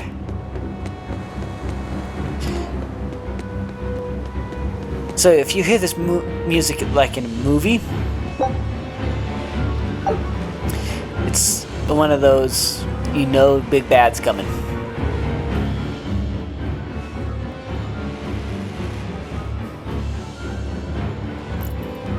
All right. You're going to tell me about the DaemonBlight and malevolence. Are you seriously thinking of breaking the Moloch taboo? That depends. Moloch taboo? This is about more than just the demons. You could say it's the truth behind how this world really works. The knowledge can be devastating to humans, throwing into question everything they think they know. And so the Malachim agreed to withhold it from humans, for their own protection.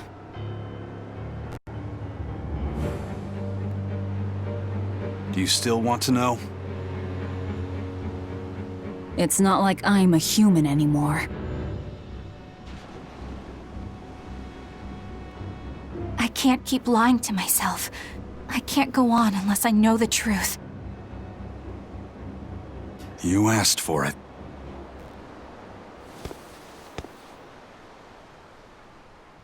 First of all, this illness you call DaemonBlight does not exist.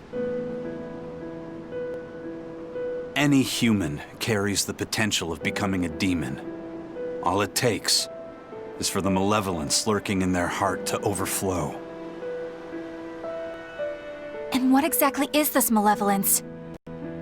Impure emotions beyond what reason can suppress. Think of it as the sin buried in men's souls. So you knew.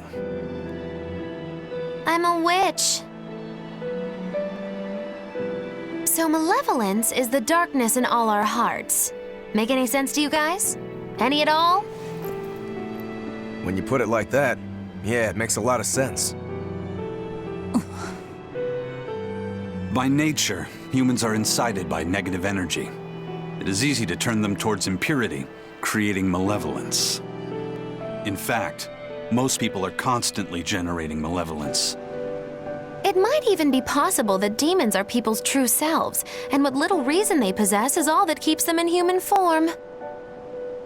If the masses realize this, the realm would be thrown into utter chaos. That's why the Abbey propagates the lie of DaemonBlight. So I presume. That can't be true! You know yourselves there weren't any demons before the opening! It used to be that humans couldn't see demons, or Malachim. Not unless they possessed a unique spiritual talent we call resonance. All your average human would see was someone turning extremely violent. Unable to explain what was happening, they'd just call those people possessed or feral.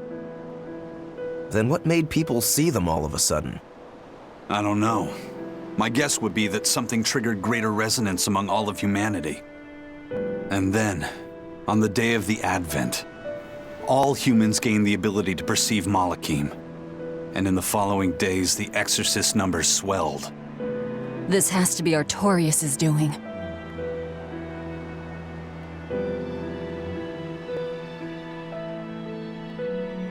But if there's no sickness, why would an entire village turn into demons at the same time? 8-headed is the lord of the land, with 7 mouths to devour malevolence. Humans produce malevolence, which Therians consume and transmit to a Nominat. But when we removed Kamawana from the Earth Pulse point...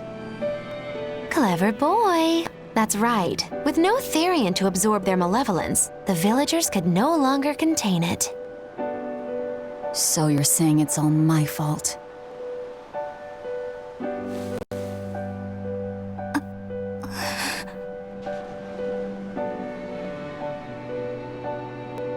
Hey, what's going on?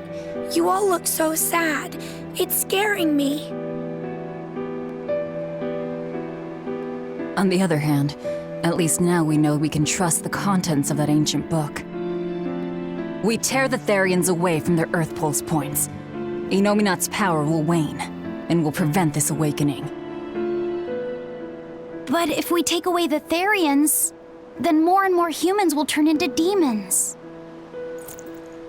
It's the only way to kill Artorias. Ooh, the knives come out. So even the truth won't stop you. Very well.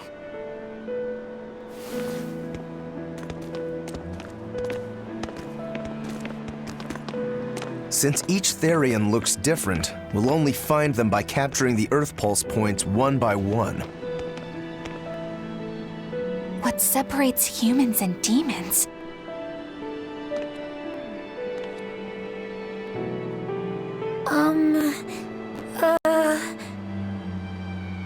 That's Eleanor. Cheer up, Eleanor. Your mommy's looking over you too, you know.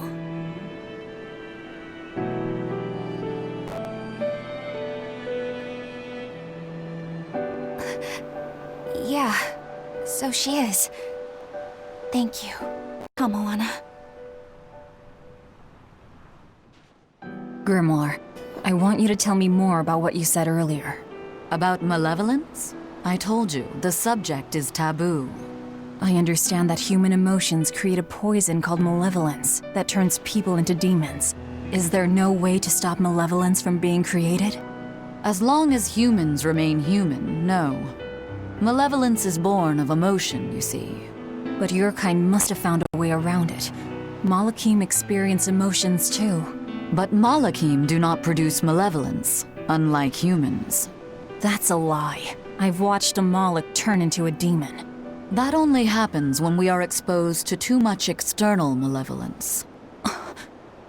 True. The island was full of prisoners and demons. And Melchior hit that Malak with something that turned it into a wyvern. Was it malevolence? To Malakim, malevolence is a powerful toxin. We seek those of purity to serve as vessels to protect us from it. It is not a perfect solution, however. If the vessel is corrupted, the Malak is as well. That is correct. So if Eleanor turns into a demon, then Laphicet... That must be what Eisen meant when he said he'd hate to see Laphicet's vessel broken. A small crack in one's soul is often all it takes to break a person apart. So try not to pick on our squeaky clean exorcist too much, Thanks for the warning. Elrowan's gonna continue picking on her. There was some intense stuff there for a minute. So I rescued this poacher who'd run away from one of those Class 4 islands, right? She mentioned something about being hired by some chef to go hunt a rare wolf on the island.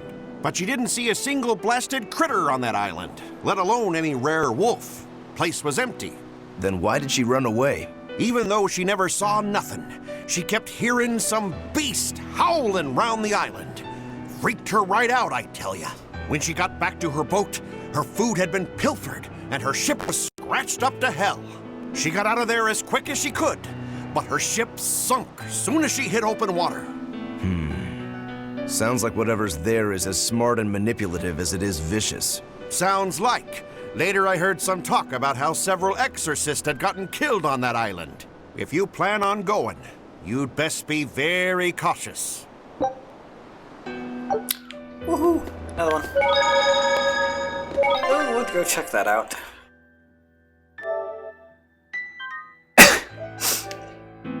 Kinda do a change of pace. Kinda lift up the mood, since they just... the somber music, and they just hit you hard with a lot of information. Sir, we just received a Sylph J from the boss of the Bloodwings. She has a job for us and wants us to meet her in Logres. How should we respond? Let's do it. Besides, we need to see if that demon in the villa was actually a Therian. Good point. And the Bloodwings might know something about the other Therians, too. We're heading for Logres. Prepare to set sail. Ready anytime! Okay, so we did that one. This is the one we want to go to.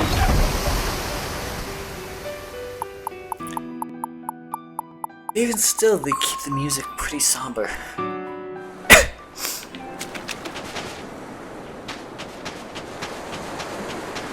Now we have no music. Cats. Why Norman had except Eisen.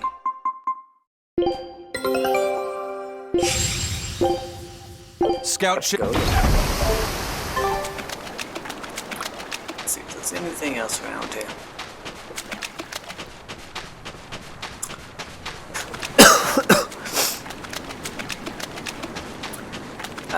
So at this place there is no music. The ambiance of the ocean.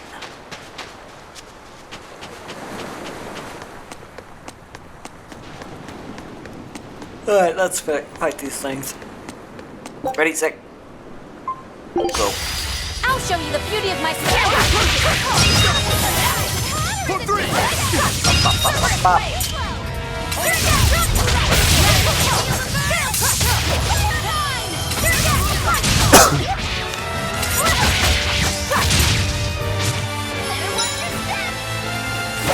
There they are.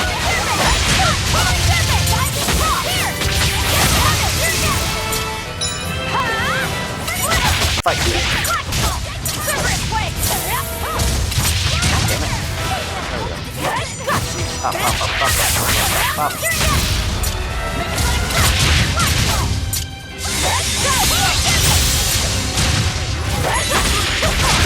Pop, pop, pop, pop, pop out of resistance.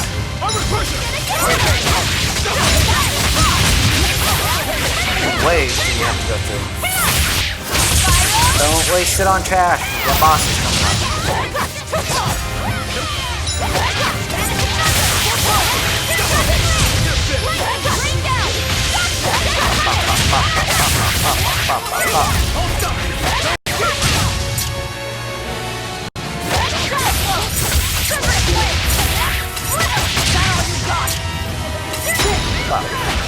Oh, come on.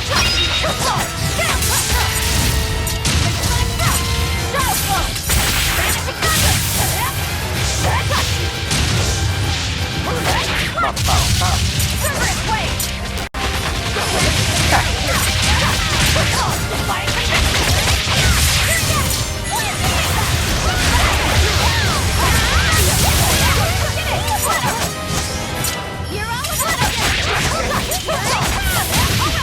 Oh, come on.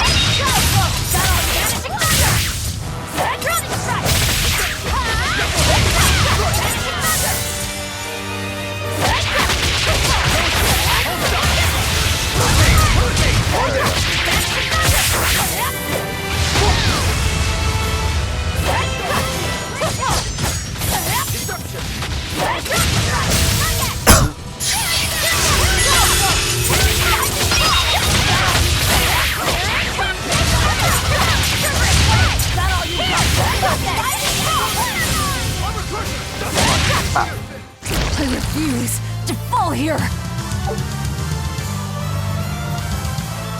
Daggers, amber. Ooh. Wow, amber stuff. Ooh, got beast thing. Got a whole bunch of blades for velvet.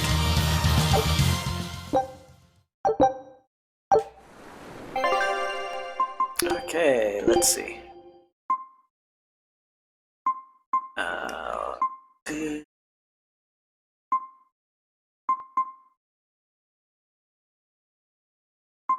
This is already T5. So this is better. Later.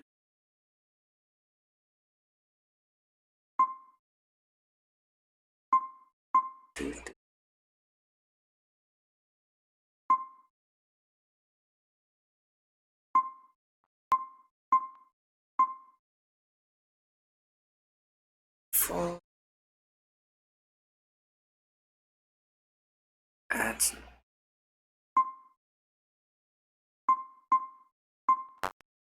Do we add more HP or do we take HP recovery on defeat foes plus 50?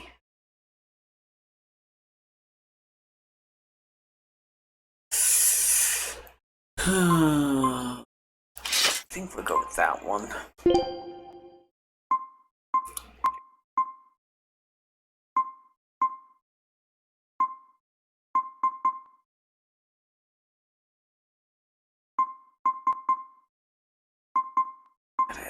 Teen attack.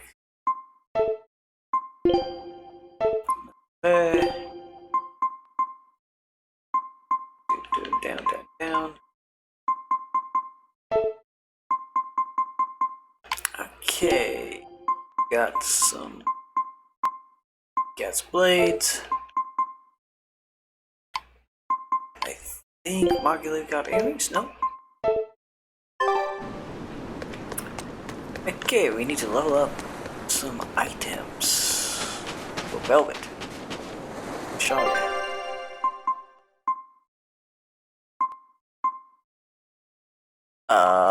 We want to go to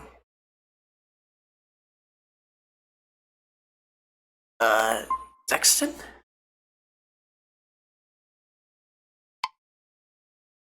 Yeah. Zexon.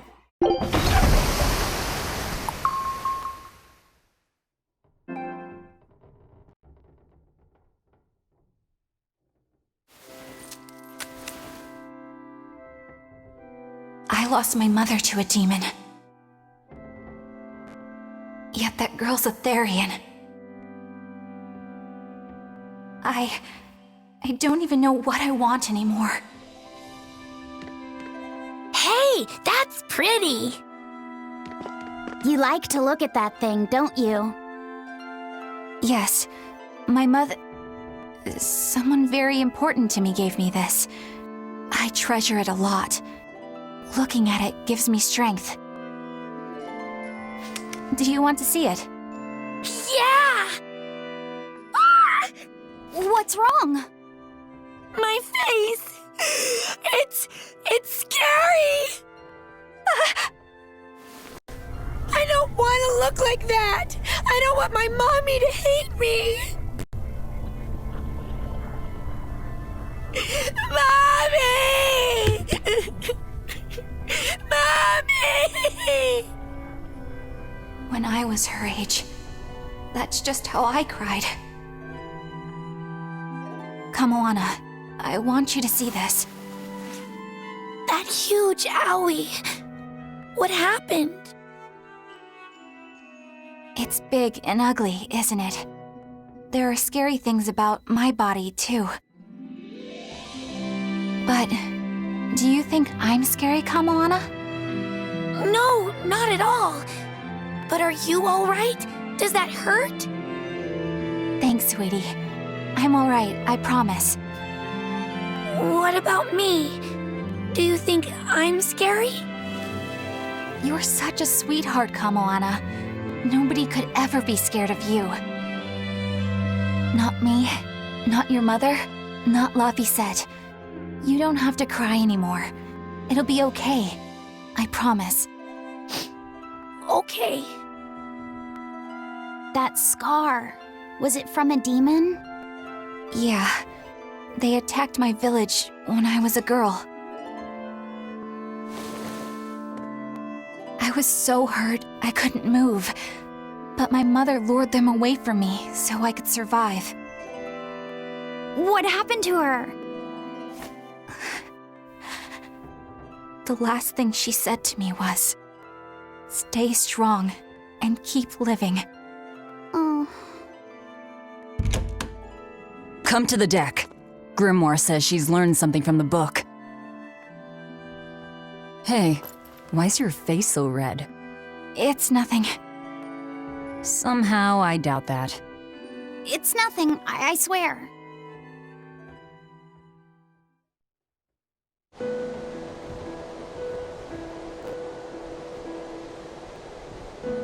Do you all remember the second verse of that song Laphicet read earlier? 4 Empyreans may tear him asunder, but so long as there is one receptive to divine power, Therian shall be forever reborn in sight of the full crimson moon. Right. That's what I've gathered you all here to discuss. And we think that passage means that Innominat and the Therians will be revived by a chosen one, right? Yes, but the shall be forever reborn part kept bothering me. I've reconsidered my analysis. Suppose that instead of someone being chosen by Innominat to create Therians, the song means that Innominat chooses who becomes Therians. But so long as there is one receptive to divine power, Therians shall be forever reborn. What do you think that could mean? That someone receptive to Innominat's power will be reborn as a Therian. Like Kamoana. Which is to say that the Abbey figured out how to turn people into Therians, and then got right to work. That's... Are you really that surprised? Artorias has always been one to prioritize the many over the individual, as I well know. Another thing to consider is this wording about Therians being forever reborn. This could mean that one Therian will be reborn again and again, or it could mean that different Therians will be born to take their place. Meaning that even if you kill one, there are more waiting in line. They can't be wiped out. Looks like prioritizing the one over the many was the right call this time. Eh, Velvet? I never said I wouldn't kill her, if it would prevent Innominat's reawakening. But Therians can't be killed. Not truly. So, in a nutshell, if you kill one, another person who's receptive to Innominat's power will be reborn as one. Right.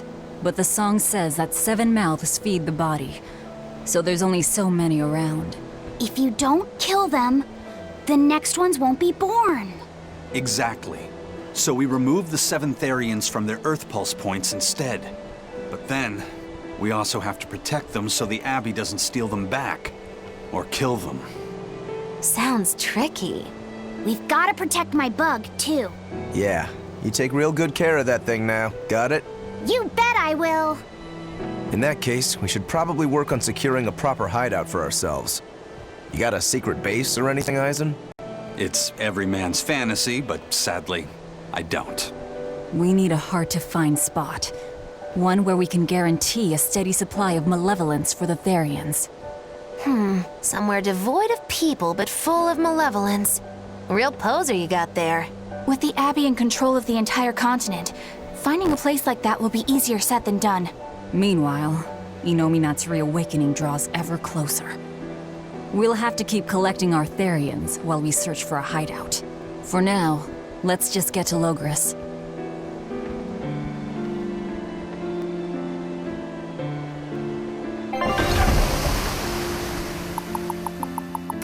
It looks like she has more to say or something else is concerning her.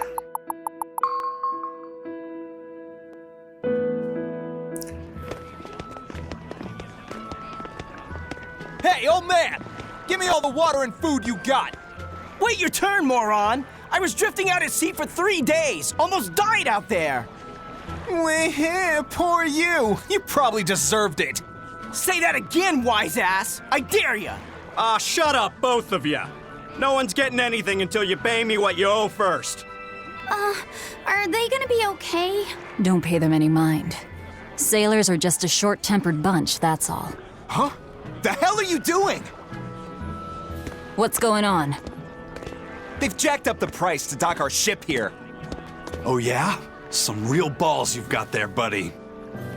If you lot want to moor here, that's the price you're gonna pay. Look, pirates are a liability to begin with, but calling your crew infamous these days would be putting it lightly. The more wanted you are, the more it's gonna cost to hide you. Capiche? Hard to argue there.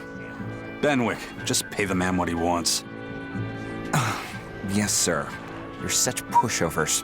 You and the captain both. I knew I could count on you to come through, Eisen. Pleasure doing business with you. Looks like I'm causing you trouble. It comes with the job. Don't sweat it. Some sailors just have longer tempers than others. Noted.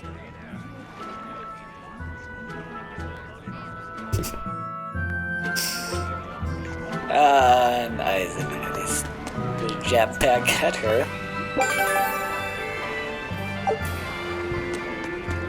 And little officer got an eyes full of something that he doesn't know. Alright, everything's all fixed up. Now to polish this ship from top to bottom. You really throw your back into your work, don't you? Why shouldn't I? The Von Eltia is our pride and joy, our weapon. And most importantly, our home. I'm sure you've heard this before, but she's one odd-looking ship. The Von Eltia was built by the Kingdom 12 years ago, using the very best technology available. She was designed for search and seizure operations on the high seas.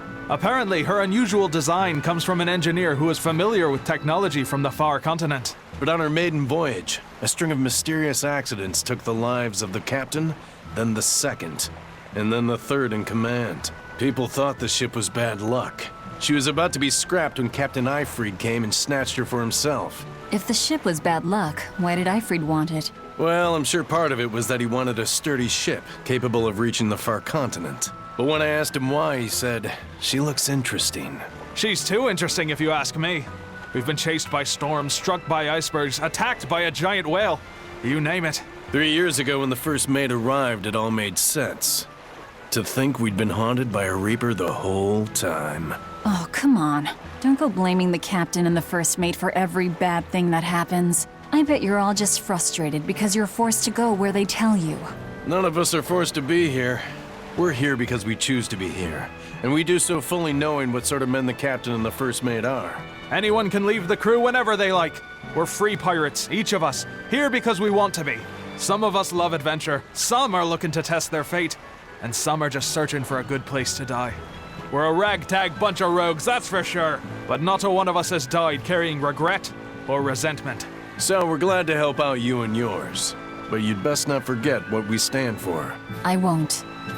They're quite the crew, aren't they?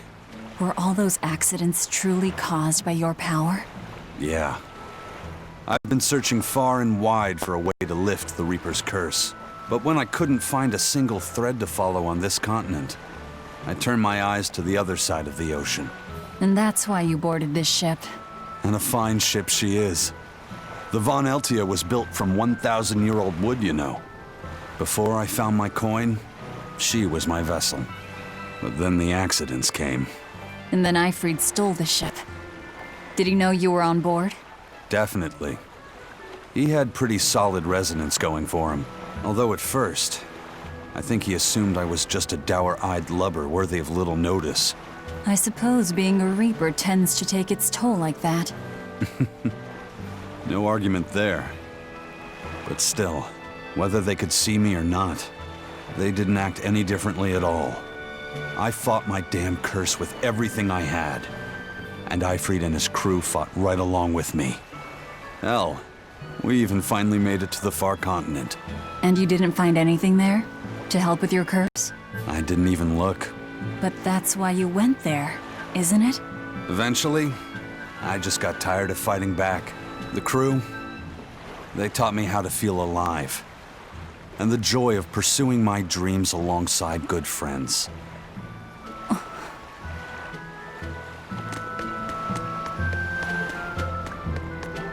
That might give Velvet ideas. So let's see what these guys have to say. And Just when are we gonna be allowed free access through Vortigern? Having to go all the way around it every time is far too inconvenient. If they insist on building a big gate over the sea, the least they can do is let honest folk through it. I get why you're upset, but maybe they just haven't been able to devote the resources to fix it after those savage demons wrecked the place. Look, those demons who attacked Helavis are still on the loose, aren't they? Yep, standing right here. From what I heard, the demons who wrecked Vortigern were the same ones that killed the High Priest. What? No way, wait a minute. The High Priest was killed? Yeah. The official story is that he's injured or sick or something, but I heard differently. Then no wonder they haven't had time for Vortigern. I hope the Abbey finds those demons quick. Those monsters need to pay for what they did. Looks like our infamy is growing by the day. Maybe they've even put a bounty on us by now. They keep embellishing our escapades, though. I'm honestly a little hurt they're calling us monsters. The more they embellish, the easier it is for us to get around. confusion and panic will only help us.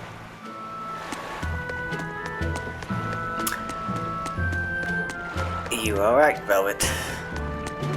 More they chase imaginary monsters, simple it is for us.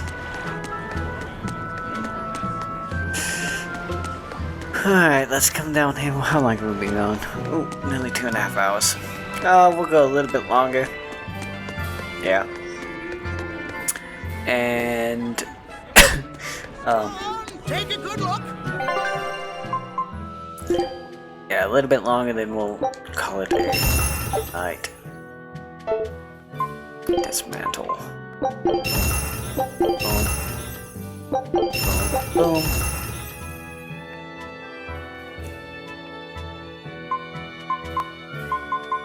Yeah, might as well. Boom, boom, boom, boom, boom. Da-da.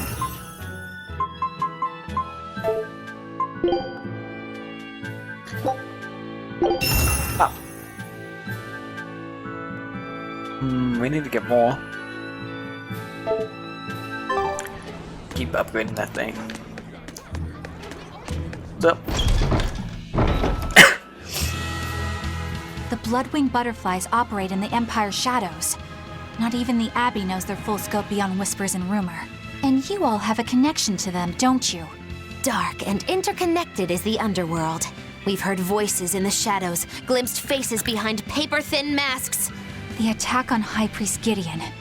Was that at their behest? Yeah, the Bloodwings asked us to take him out.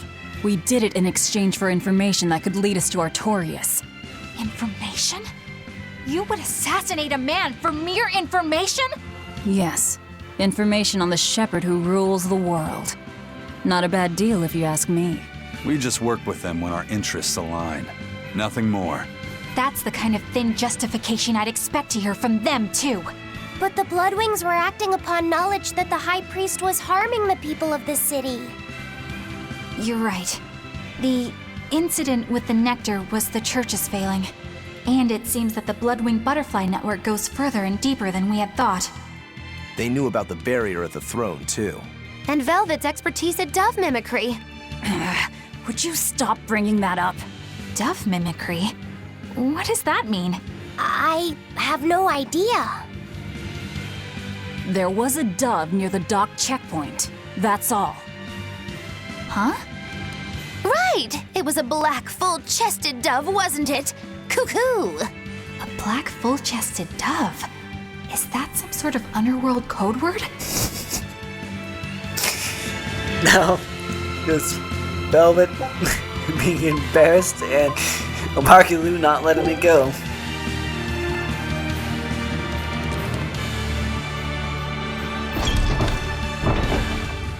Oh, god damn it.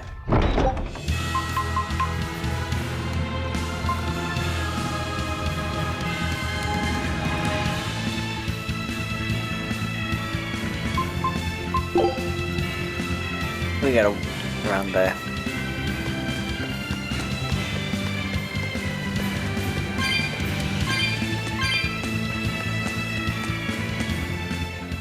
Here we are, back in Logris. It was a lot tougher to get in the first time. More funny than tough, if you ask me. Oh, you mean Velvet's little dove act? Coo, coo! I'd be careful teasing her if I were you. You know how she can get. Oh, don't act like you didn't enjoy it too. I'm sure you did, right? Good little boys don't lie to adults, you know. I might have. Just a little. Say it like a dove. It was funny. Coo, coo. Is the Ominot's book so difficult? Grimoire seemed perplexed by it. Yeah. She said it was written in ancient Avarost, a language that uses Impressionist script. I've never heard of Impressionist script. Each character can have many different meanings and readings, depending on the emotion it's expressing and the way it relates to the characters around it. Some modest records on its grammar and structure survive, but none that say how to read the emotion the characters express. Grimoire said that you have to recreate the writer's feelings as a sort of starting point in order to read it. I see. And you have a talent for that sort of thing? I guess I do. But a script based on emotions? That's as far removed from modern language as can be. Yeah, it's completely unrelated apparently. How can it be completely unrelated? After the temperance of Avarost, the entirety of human civilization vanished. The language went with it. Much as a blooming flower loses its petals, the Avarost civilization grew too far and came to its final end. The surviving buildings and ancient tools, the likes of which our technology cannot replicate, were the beginning of that end. In any case, it sounds like deciphering that writing will take quite a while.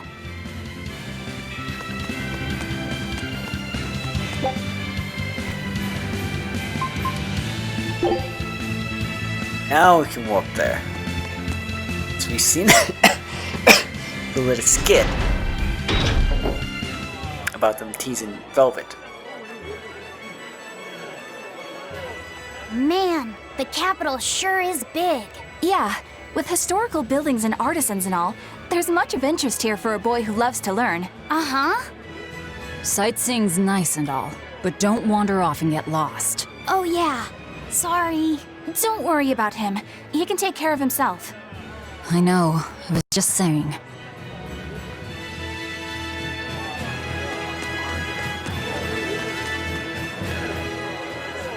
You look like travelers. I have some good news for you. The restrictions on travel to the Aldina Plains are going to be lifted soon. The road's opening back up! So, that's the latest word on the streets? Ha! I see what you did there. I try to liven things up around here. Well, ever since Lord Artorias became the Shepherd, demon attacks have gone down. The world's filled with hardships, but perhaps things are starting to go in the right direction. Perhaps. The demons who nearly destroyed Halaves are still skipping about on the loose, though. What? And just the other day, a village near Salt was destroyed by the DaemonBlight. Guess the capital doesn't mind, though. What? Don't worry about it. Your shepherd and the Abbey are going to save the world, right? Listening to you has kinda gotten me all nervous again. If you hear any other scary stories, let me know, please.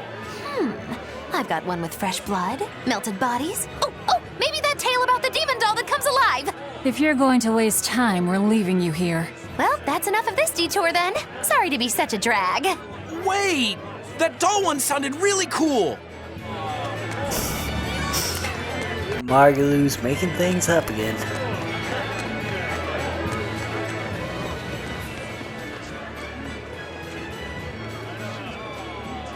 What's with this crowd? Modulu's troupe just put on a real show. Man, it was the best! Her dancing was every bit as great as I'd heard. Wow, the Modulu? Surely you mean Magilu! Has my time to bask in fame finally come at long last? No, we're talking about Majalu, not Magilu. You know, Lulu, the famous dancer? She actually goes by the majestic Lulu, but everyone calls her Modulu. Just watching the beauty of her dance, you can't help but feel like maybe everything's gonna turn out okay in the world. Sounds like a pretty cheerful act she has. Cheerful? This is all a ripoff! She's just trying to pass off as Magilu's menagerie and profit from our good name!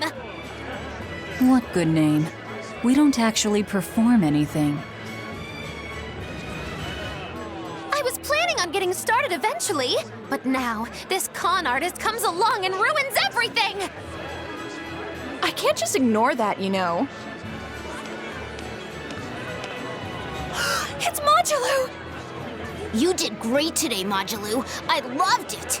Thank you so much. But according to my teacher, I still have a long way to go. I'll work hard to do better next time, so I hope you'll come see me. Modulu's teacher is a dancer named Balta, whose immense talent brought him all the fame in the world. But Balta suffered a tragic injury that took him forever from the stage, and now Modulu is working hard to carry out his dream. So, you're Modulu then? I am. My teacher and I work really hard to put on performances that'll leave a lasting impact. And I refuse to let anyone call me a phony. Oh? And how do you propose to stop me? Taking it to the stage and seeing which one of us can better hold a crowd? Yes, that's just what I was hoping for. Lulu, don't go around picking petty fights. But sir, this woman, she... You should know better. If you have the energy to spare spitting vitriol at people, you should refocus that anger into moving your body. If you need to express yourself, do it on the stage. Yes, sir. You're right. Teacher, is the pain acting up again? It's no matter. What does pain compare to losing the ability to dance? Anyway, what matters is how you're holding up. I'm fine, sir. Good, then let's head back and practice some more.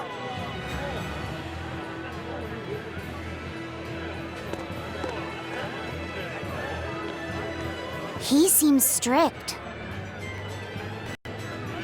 He does. But keep in mind that Balta recognized her talent at a young age. He even adopted her so he could pass on everything he knew. He might be strict, but only because he believes in her. You sure know an awful lot about them.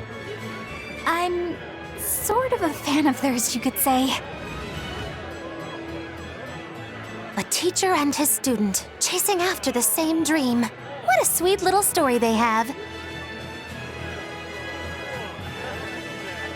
That's why I think it's high time for Magilou's Menagerie to put on a show. And for our act, we'll be a comedy duo. Comedy? Where'd you get that idea? You heard me propose a challenge to little Magilou, right? But not one of you knows a single acrobatic trick. Sorry. Don't apologize. You couldn't have seen this coming.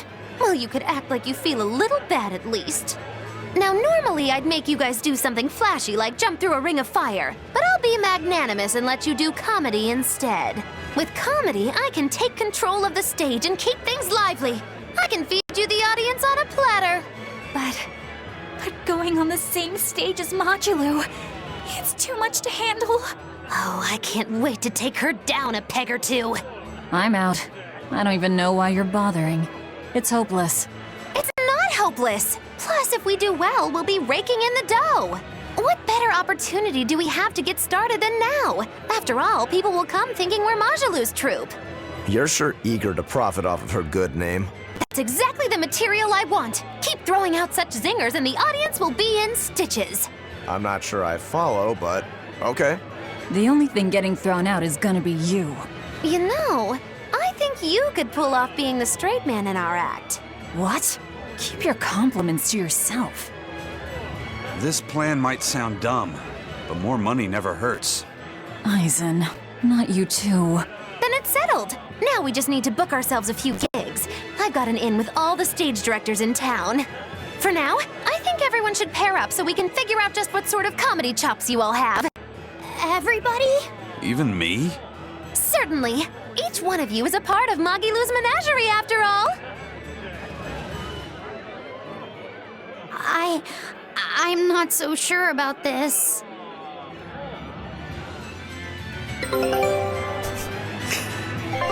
Magilou.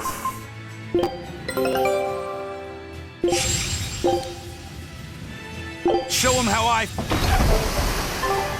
That's another skit for us to listen to. Whenever I hear Magilou's name, I can't help but think of Magilanica. Magilanica? Who's that? Oh, she's just a girl who worked as part of the freak show. Talked to spirits nobody else could see. That's her, all right. She had many mysterious powers, like moving things without touching them and divining where people would find lost objects. For a time, people called her the Little Witch. She was pretty popular. Thanks to her, the rest of the troupe took in plenty of cash, or so I hear. Yeah, but eventually they took it too far, and the kingdom tried them for heresy. I hear Magilanica was subjected to really brutal torture. True fact. Everyone knows this story. Well, I've never heard it. That's not too surprising. It all took place when I was a young woman myself. Remind me, Magilou. How old are you again? What? How old would you say I am? Well, from your reaction, I can at least tell you're not my age.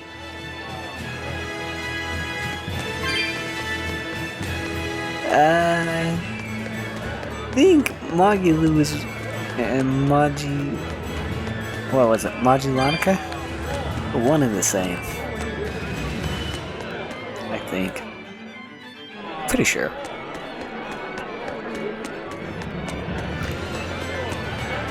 Let's do a save, talk to a couple more people, then we'll progress the story a little, and then probably call it good. What time is it? Yeah, we'll just go a little bit longer.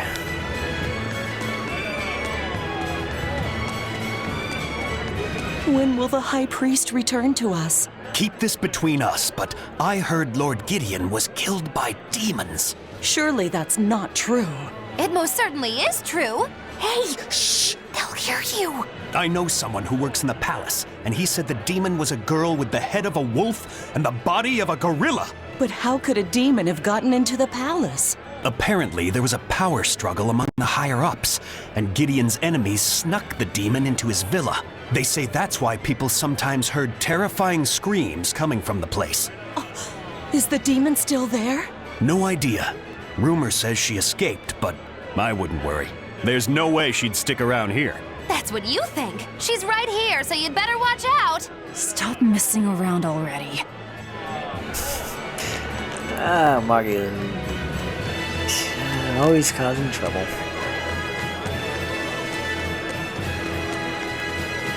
Let's grab that cats.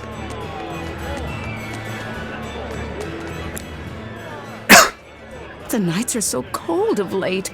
It's gotten harder to get flamestone, too. I hear the port at Helavis is at a near standstill.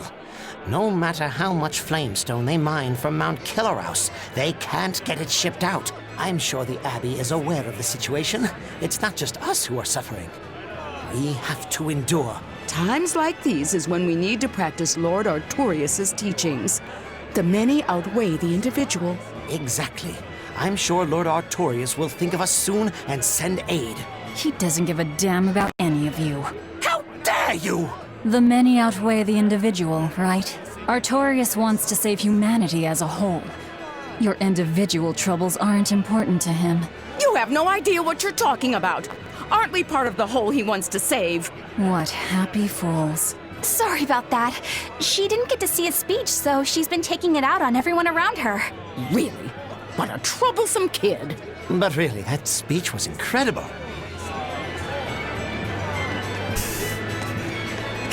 Ignore the fact that she wants to kill him. Eleanor, I need you to wait outside. The boss of the Bloodwings knows an exorcist is with us, but... Say no more. I'm sure they have clients who wouldn't appreciate their faces being known to the Abbey. Correct. Laphicet, you stay with Eleanor. Okay. I'll be back soon.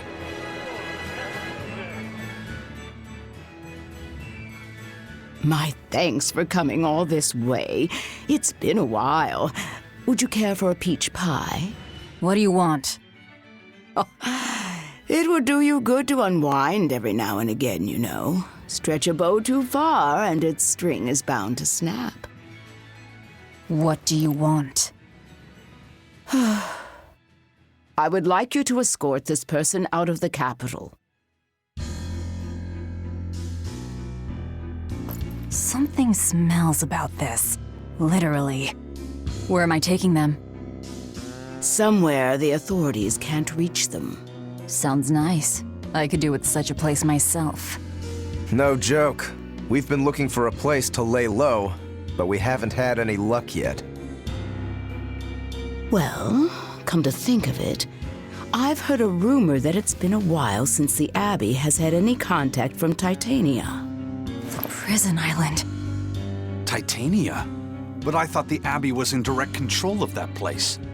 Has the situation there gotten that bad since you left? Sometimes the answer is right under your nose. I think it might work. Yeah, could make a decent hideout, actually. The Therians could definitely get their fill of malevolence there. And the Abbey is far too goody-goody to imagine an escaped prisoner would ever return to her prison by her own free will. At the very least, I'd say it's worth checking out. I take it our intel has proven useful. It has. But before we go, Have you heard anything about the Abbey harboring demons? I'm aware there was a demon in the villa, and that it has been relocated. Where?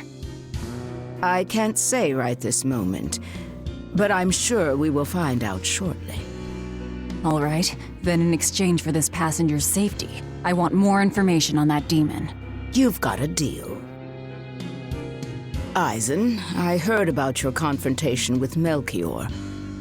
I'm sorry I wasn't able to help you find him. Yeah, you really blew that one, Toots. It's fine. What's done is done. Have you given up on finding Eifried? No, I haven't. The crew and I will do whatever we can to quash the Abbey's plans. We do them enough damage, and the Abbey ought to start thinking about putting their hostage to good use. They'll set him up as a trap for us, and that's when we'll steal him back. Attacking the Abbey to create an opening for his escape. Clever. It's what Eifried would do. That's all.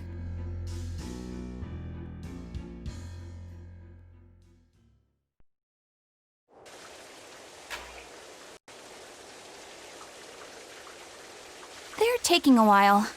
Yeah. The Shepherd has a special mission for you.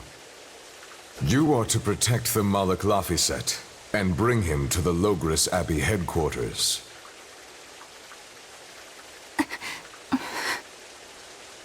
What's wrong? Hey, you want to take a walk around the capital for a bit? I can show you some of the sights. But, You can't trust me. I understand. No, it's not that. I promise. I'd love to go sightseeing with you, Eleanor. Laphicet. Well, we'll do it another time, okay? Why? It's just, you know, Velvet would get mad at us. Get mad about what? Ah, you're done. And who is this? A VIP entrusted to us by the head of the Bloodwings. We're stowing them away on Titania where the bad guys can't get at them. The prison island? Just who is this person? Didn't ask. What? Hey, something smells nice. Huh? Stop sniffing things. We're leaving.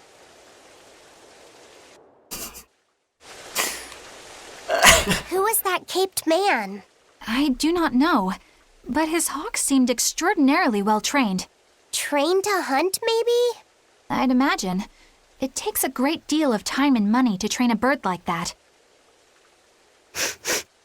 What is it? I smell something nice. Indeed. The scent is somehow familiar.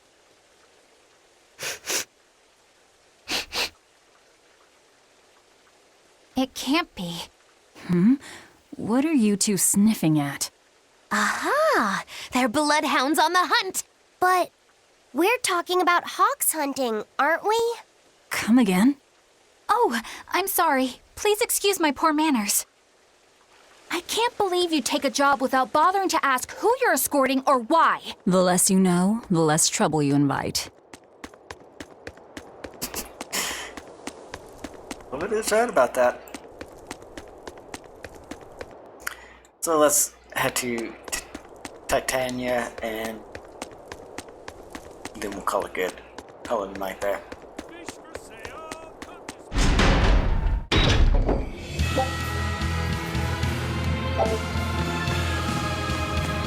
Can't warp yet, saying there's a skit or something we have to watch. Right then, let's do it!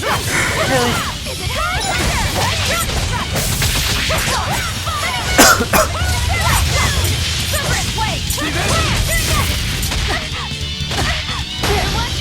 Oh, come on. Going flash! But I'm this close, I won't miss! Form zero! Waste that on trash. Double Sorry to cut you down. I'm pretty sure I remember who that guy is and what his hawk is.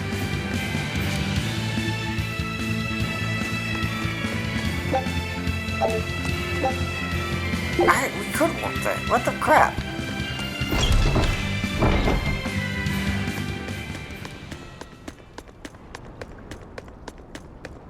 Was I just blind and not see that?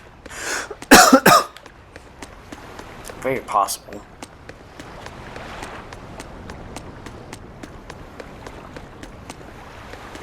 Could you fit my comedy act into tonight's show? I'm still breaking in my new partner, but I can carry the act. I'd appreciate you squeezing us in.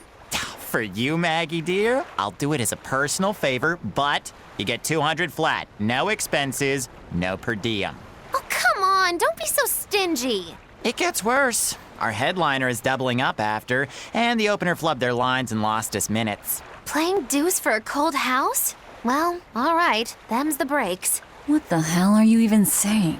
I'm saying we're going on, and you're my straight man. What? You were serious? I'll take care of the actual funny bits. Just act like you always do and we'll be fine. Bonus points if you toss the men in the audience a glare of contempt every now and then. Just trust me. Oh, hold on. This is all happening so fast. I'm not sure I'm ready for... You'd better get ready, because the curtain's going up. Okay. Hi there! We're Moggy and Val, your lovely comedians for today! Magicazam! We're still new to the comedy business, but we'll do our best to give you a memorable show. Now, I'm Moggy, the bright, beaming one in the pair, while my moody little partner here is... Hey, what's wrong, Val? Everything okay? You need to put some energy into this, or we're in trouble. Come on! If you've got one redeeming feature, it's your moxie. That might be, but this is different. I can see you're going through something right now. All right, let's take a deep breath together. Excuse us for just one moment. Velvet, what are you doing? We're losing the audience! I can't help it. I've never talked in front of such a big crowd before. Wait, don't tell me you've got stage fright? So what if I do? That's so unlike you. Just pretend that you're fighting some nasty exorcist and give it some gusto. Easy for you to say. I'm embarrassed out here. Don't be such a girl! I am a girl. That's it! Just do that, but project your voice! I can't, and I don't want to. You're a comedian, you have to! Where's your passion for your newfound art?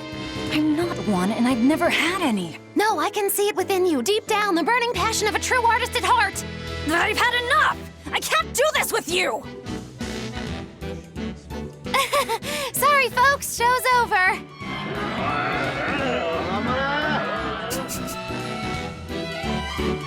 Well, you've certainly shown me something new.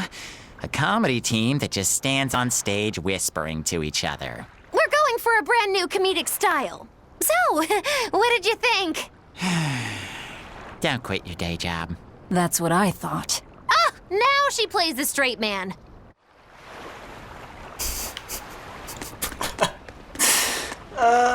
You knew that was gonna be a train wreck. A train wreck that you had to watch.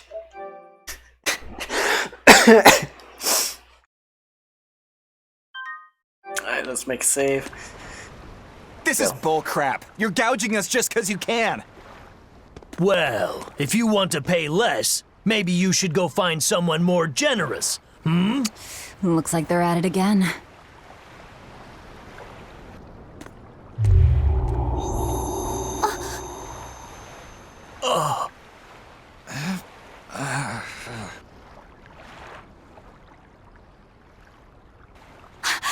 Huh? What's happening? Benwick, snap out of it! Benwick! Huh?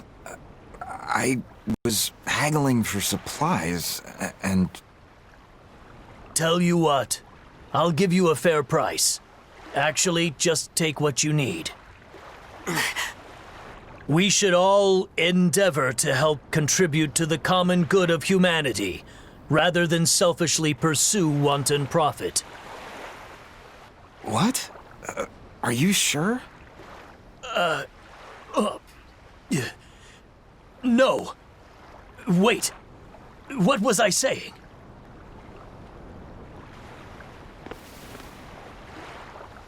You felt that too, didn't you, kiddo?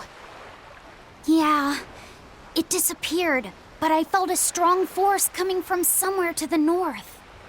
It's called a domain. A Moloch's zone of influence.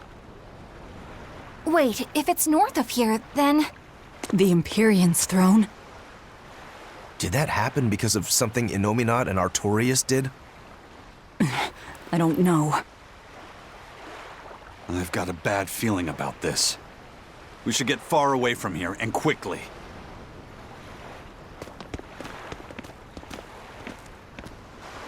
So, the suppression.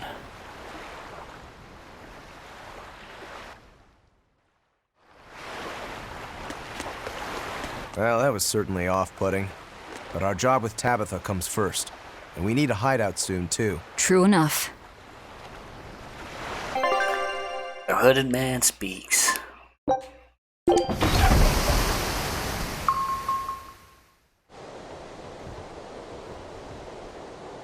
All right, we're safely on the rolling waves.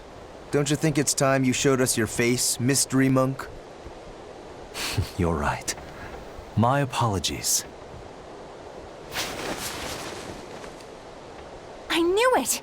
Prince Percival! Percival Ilmid Asgard, crowned prince and heir to the throne of the Midgand Kingdom. So he's next in line, is he? It looks like someone already had me figured out. Yes, Your Highness. I could tell from your fragrant wood scent, as only the royal family may wear it. But if I may ask, why? Must I explain myself to gain your aid? I myself could ask what an exorcist is doing consorting with members of the underworld. I don't... It doesn't matter why you're here. On this ship, you're here for us to use to our advantage. Treat me as you will. It's not like I can ever go back.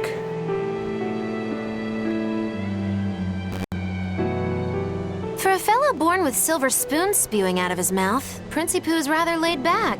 Prince Percival is an upstanding man, renowned for both his intelligence and his fair, just demeanor.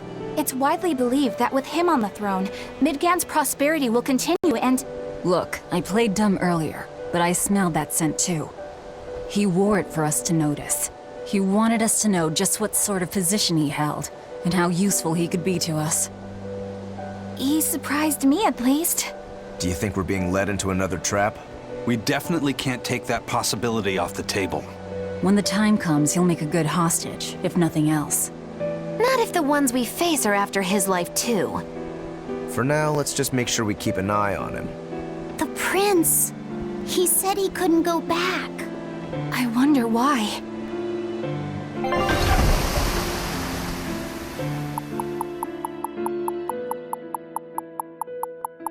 As I remembered, it was the prince.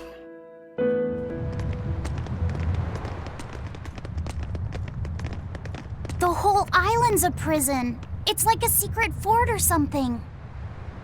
Weirdly quiet, though. Yeah, I don't see a single exorcist on watch.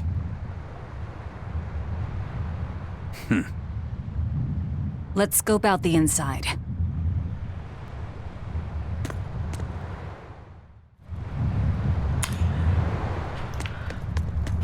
Alright, so this would be a good stopping point.